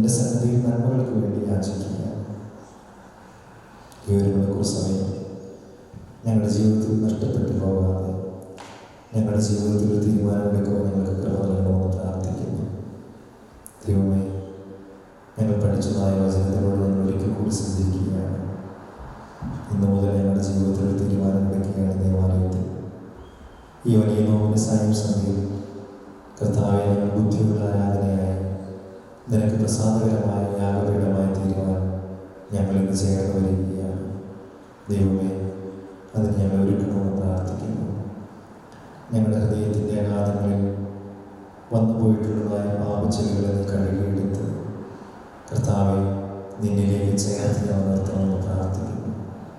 ദൈവമേ, ഞങ്ങളുടെ കൂടെ ഇരുന്ന് അനുഗ്രഹിക്കണമേ. ദാനമായി നൽകിയ കുഞ്ഞുങ്ങളതിൻ്റെ സന്നിധിയിലേക്ക് സമർപ്പിക്കുകയാണ്. ആ കുഞ്ഞുങ്ങളെല്ലാം അനുഗ്രഹിക്കുവാൻ, പഠിക്കുവാനുള്ള ബുദ്ധിശക്തിയും അറിവും ജ്ഞാനം ലഭിക്കുവാൻ കർത്താവെ ഞങ്ങൾ അനുഗ്രഹിക്കണമേ. ദൈവമേ, ഞങ്ങളുടെ സമൂഹത്തിൽ ഞങ്ങളുടെ കൂടെ രോഗികളായ അനേകം മക്കളുണ്ട് കർത്താവെ. രോഗസൗഖ്യം ലഭിക്കുവാൻ വേണ്ടി ദൈവമേ പേരുകൾ നൽകിയിട്ടുള്ളൂ. ഞങ്ങളുടെ കുഞ്ഞുങ്ങളെല്ലാം നിന്റെ സന്നിധിയിൽ സമർപ്പിക്കുന്നു. അനുഗ്രഹിക്കണമേ. നന്മകളാൽ കൃപകളാൽ നിറയ്ക്കണമേ. ദൈവികമായ അനുഗ്രഹങ്ങൾ എൻ്റെ മക്കൾക്ക് ചൊല്ലുവാൻ കൃപ നൽകണമെന്ന് പ്രാർത്ഥിക്കുന്നു. ദൈവമേ, മക്കളില്ലാതെ ഭാരപ്പെടുന്ന അനേകം കുഞ്ഞുങ്ങൾ കുടുംബമുണ്ടല്ലോ. ഒന്ന് താലോലിക്കുവാൻ, ഒന്ന് സന്തോഷിക്കുവാൻ, ഒരു കുഞ്ഞിനെ ലഭിക്കുവാൻ ദൈവമേ നിന്റെ സന്നിധിയിൽ ഞങ്ങൾ അപേക്ഷിക്കുകയാണ്. അനേകം മക്കൾ കുടുംബത്തിൽ സമാധാനം നഷ്ടപ്പെട്ട് ജോലിയില്ലാതെ ഭാരപ്പെടുന്ന അനേകം മക്കളുണ്ടല്ലോ കർത്താവെ. അവരെല്ലാം അനുഗ്രഹിക്കുന്നു പ്രാർത്ഥിക്കുന്നു. ദൈവമേ, നടിയുന്ന നാളുകളിൽ നിന്ന് മക്കൾക്ക് പകർന്നു കൊടുത്തതായ കഷ്ടതകളുടെയും വേദനകളുടെയും പ്രയാസങ്ങളുടെയും ഞെരുക്കത്തിൻ്റെയും നടുവിലൂടെ കടന്നുപോയതായ അനേകം കുടുംബങ്ങളുണ്ടല്ലോ കർത്താവെ. ആ കുടുംബങ്ങളെല്ലാം അനുഗ്രഹിക്കുവാൻ പ്രാർത്ഥിക്കുന്നു. ഞങ്ങളുടെ ജീവിതത്തിൽ അവരെ ഓർത്ത് പ്രാർത്ഥിക്കുവാനുള്ള ഒരു മനസ്സ് ഞങ്ങൾക്ക് നൽകണമേ. ശക്തി നൽകണമേ. ആയുസ് നൽകണമേ. ബലം നൽകണമേ. കൃപ നൽകണമെന്ന് പ്രാർത്ഥിക്കുന്നു. കർത്താവെ, ഞങ്ങൾക്കെല്ലാം ഒത്തിരി സൗഭാഗ്യവും സന്തോഷവും എല്ലാം ഞങ്ങൾക്ക് നൽകിയിട്ടുള്ള കർത്താവെ, പ്രാർത്ഥിക്കുവാനുള്ളൊരു മനസ്സ് കൂടി ഞങ്ങൾക്ക് നൽകണമേ. ഇന്നു മുതൽ ഞങ്ങൾ തീരുമാനമെടുക്കുകയാണ്. അടുത്തു പോകാതെ ദേവാലയത്തിൽ ഞങ്ങൾ വന്ന് പ്രാർത്ഥിക്കാം.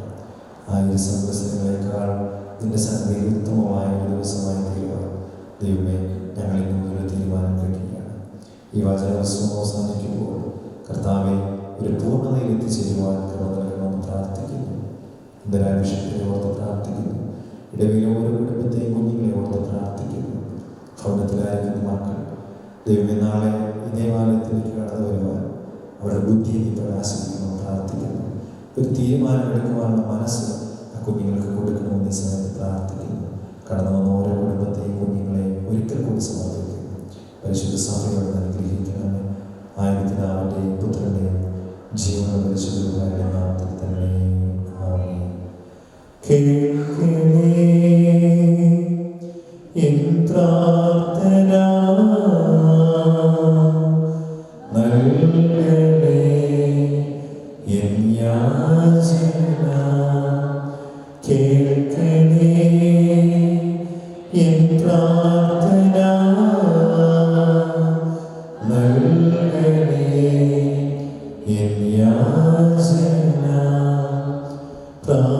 പ്രാർത്ഥനയ്ക്കു തരം നൽകുന്നോനേ, നിന്റെ സന്നിധിയിൽ ഞാൻ വരുന്നേ. സ്വർഗീയാനുഗ്രഹഭണ്ഡാരത്തിൽ വാതിൽ തുറക്കണമേ. കേൾക്കണേ എൻ പ്രാർത്ഥന, നൽകണേ എൻ യാചന. കേൾക്കണേ എൻ പ്രാർത്ഥന, നൽകണേ എൻ യാചന.